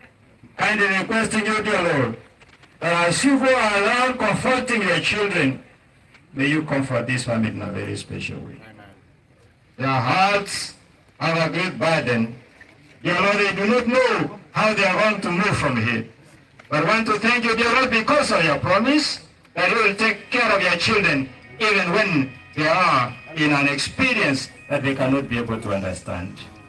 Manana bobyo bunge twale ngobolia imwe karansa senkeye karansa sinkore cy'abantu bawo obaramena koroko kwawe chinguru na endo ile nsemo y'umusombo yorarire ko basowe ko wense kabawe cyake sabali enya omwana batari asegati yabo bachake sabali yobasemeria kwaririra ngemambye yemo nutura abana bawo astra menya munayo wataraneka gutayo abasemerio ko kabo kwengenche nene asichinkoro cy'abana bawo barigeri asumusaraba mutukonsi bakororeanga samagimabo batwaro basemeri ngimambiri wachikiro ratura bachenu bawo tumana BELDEN astra menya samakweli atayo.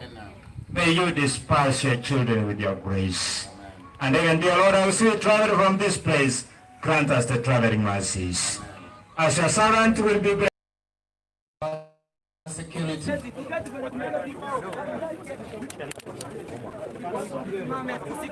Haya, sikiza, kabla mjabeba familia wako hapa, tunataka waende pamoja na mwili tafadhali. Tafadhali please, ngoja kidogo tusimame.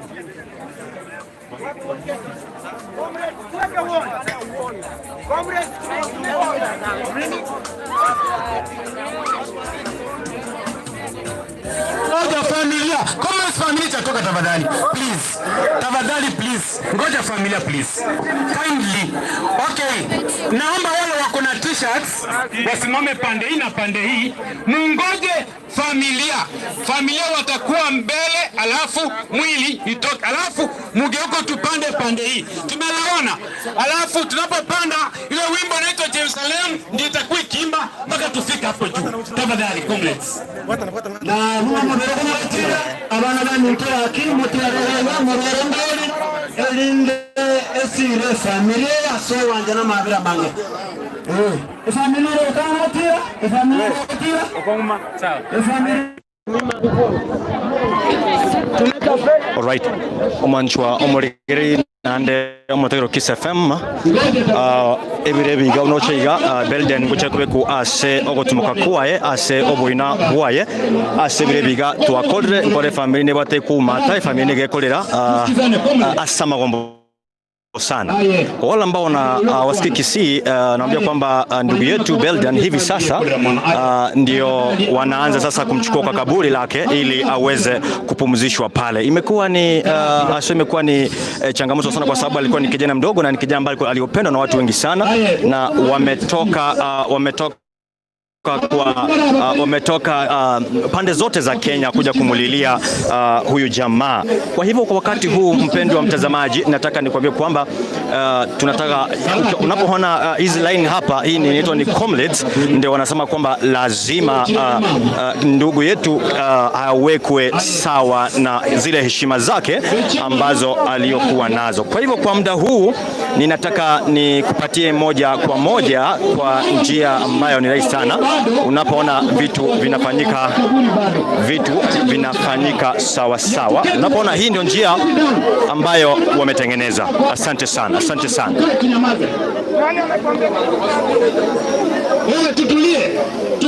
Alright, alright. Wanasema kwamba wapo tayari. Sasa hivi wamesema kwamba hawajamaliza. Sasa hivyo ameshakubali. Asante sana. Tuone kwa kaburi pale. Tuone kama kaburi haswa imekuwa ready, imekuwa sawa sawa kwa upande huu. Alright, asante sana. Okay, alright.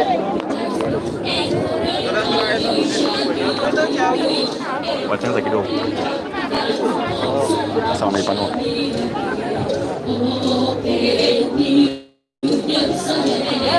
Huo wimbo unaposikia, huo wimbo unasikia kwenye background, huo ndio wimbo ambao walikuwa wameimba, ama BELDEN alikuwa ni mmoja wa composer, ama hiyo choir ilikuwa is a family choir ambao sasa hivi kwa hakika ni simanzi na ni uchungu sana. Sijui kama anaweza pata nafasi ya kuongea na mama au baba au mmoja wa choir yao ambao ni ndugu zake na dadake. Ikiweza kuwezekana basi hakika nitajaribu kuwapatia moja kwa moja.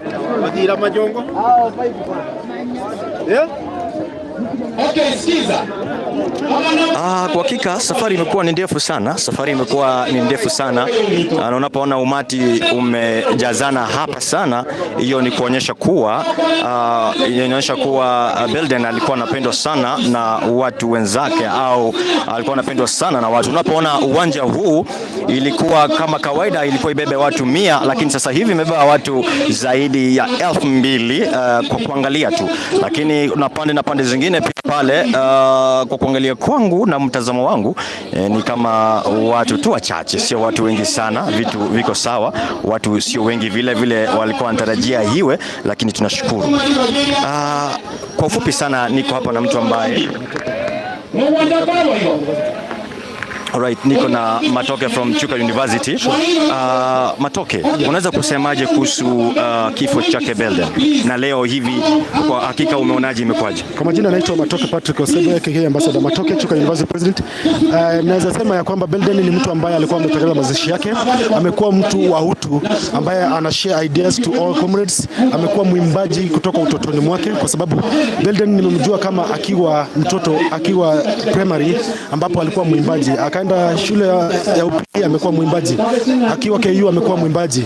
I'm sending condolences to the family. Na unapoona umati wote, more than 3,000 people who have come to condole with the family of BELDEN, ni kwa sababu ya yale mazuri ambayo BELDEN alikuwa anafanya katika nchi yetu ya Kenya. On behalf of Compassionate Hearts Ventures Humanity Kenya, tunasema pole sana kwa familia na tunasema Mungu awabariki sana. Alright, asante sana. Yes, kwa majina. My name is Felix Anyona from the University of Nairobi. We as comrades, we have just arrived at BELDEN's home from the morgue. So we are very bitter of losing a very strong comrade. So we are saying very sorry to the family. We are sending our due condolences to the family. Actually, may God bless the parents and give them enough time so that they can rest and forget about these things. All of us, we are in the journey to heaven. And as we understand that this gentleman was a God-believing man, let us actually bury him with a lot of respect, as he had enough respect to every member. Thank you. Right. Umwanchumulira mtazamaji, hapa niko na ankoli yake, pia yeye ningetaka kumuuliza vile anapoona haya matanga. Msema ni anko yake? Mimi ni anko ya BELDEN, naitwa Josephat. It is so certain that we lost this man. He was a God-fearing man. It's my sister's elder son, and I say may he so rest in peace. Right, wewe kama ankoli yake, ni kitu gani ambacho unaweza kusema hakika hii nitakumbuka BELDEN kwa hili jambo? Mimi nitakumbuka BELDEN sana kwa mambo mengi, lakini kwanza ni vile alikuwa anakuja kwangu, tunaimba na yeye, grandmother yake, usiku tunaomba and such things. Akikufa alikuwa anakaa kwangu, kwa nyumba yangu mahali nilikuwa nakaa. Alitoka huko very early in the morning. That is when he met his demise. Kwa hivyo alipopata kifo chake alikuwa amekaa kwako? Belden alikuwa amekaa kwangu. Kwa hiyo likiza alikuwa anakaa kwangu. Hata hiyo siku aliamka kutoka huko, alikufa akiwa ametoka kwa nyumba yangu. Okay, pole sana. Sasa nasema ni chenye niko na huzuni ni kwamba nikiingia kwa hiyo nyumba sijui vile nitaingia, sababu tulikuwa tumeketi na yeye huko kwa siku nyingi. So but I think God will heal us and help us to proceed. All right. Okay, asante sana. Kwa majina? Mimi naitwa Msafiri Mbwana, natokea kule Tanzania. Ila huyu Belden tunajiona naye kwa ajili ya muziki. Mimi na mwanamuziki lakini ya nyimbo za Kiadventista. Saidi amenisaidia kupiga keyboard. Na Saidi kama hiyo siku ya Nyame tulikuwa na yeye siku ya Ijumaa. Jumamosi tulikuwa na yeye katika harusi. Jumapili amenisindikiza nikielekea Tanzania. Lakini wakati nimefika kule karibu mpakani nikapigiwa simu, jamaa amefariki. Nikarudi. Sasa kutoka hapo tuko hapa na sisi tunaomboleza sana, maana tumempoteza kijana tuliompenda sana. Na Saidi kwa yote tumempoteza kijana shujaa. Saidi kama sisi wanafunzi tulisagafu like KU because tukiingia katika muziki ni kijana ambaye anatusaidia katika nyimbo, na Saidi ni kijana ambaye amechulikana. Mimi nasema kwamba ingekuwa kwamba mtu lakini amelala na sisi tunao tumaini. Na Saidi ni kwamba mimi ninapozungumza there's a first saying in 2 Thessalonians 4 inazungumza ikisema kwamba tusije tukalia kama watu hawana matumaini. So hata tukiomboleza kwamba mwenzetu amelala, tusije tukaomboleza kama tuna matumaini. Tuna matumaini kwamba Kristo alikufa akafufuka, na hivi ndivyo ndugu yetu amekufa na atafufuka. Ila asubuhi njema ambao tarumbeta italia wakati wote watakuwa wakitoka ndani ya makaburi, na yeye atafanya nini? Tutamuona. Na Saidi kwa yote sisi ndio this is about our life. This is a testimony to somebody. Yeah, God bless you. Wait, asante sana. Pendo mtazamaji, wakati huu nataka nikupe nafasi ya kuona lile kaburi lake ambalo Belden anaenda kuzikwa au kupumzishwa pale.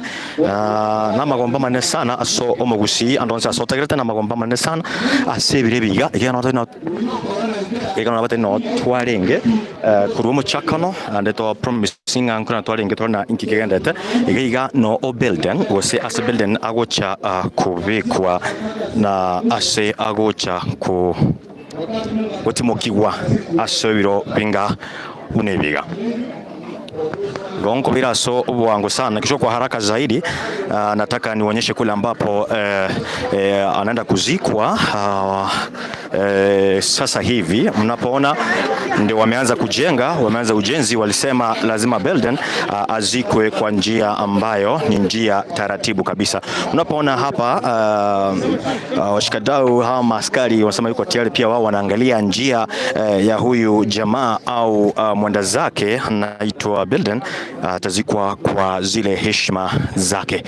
Naona hapo watu ni wengi sana, na watu wako na simanzi sana, na watu wako na huzuni wanaposema kwamba hakika hawaamini watakapoona akiwekwa kule kaburini. Okay. Right. Kwa wakati huu unapoona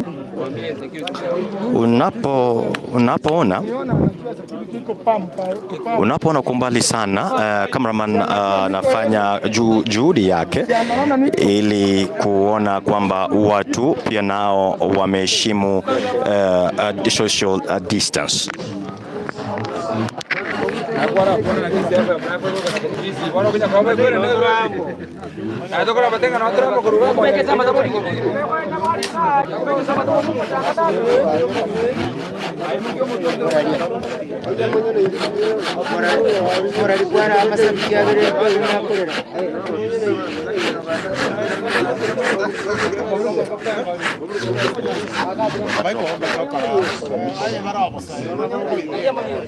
Right, mpendo mtazamaji, kwa sasa hivi kwa muda usiokuwa mrefu tunaenda kuondoka off air, tunatoka kurudisha mitambo kuitengeza kwa dakika 2 hivi, tena turudi. Kwa hivyo kuwa pamoja nasi kwa sababu naona hivi kwa dakika zisizokuwa chache hivi tunaenda, lakini tunachukua only 2 minutes then we are back kwa kuendelea kufurusha moja kwa moja hadi sasa hivi.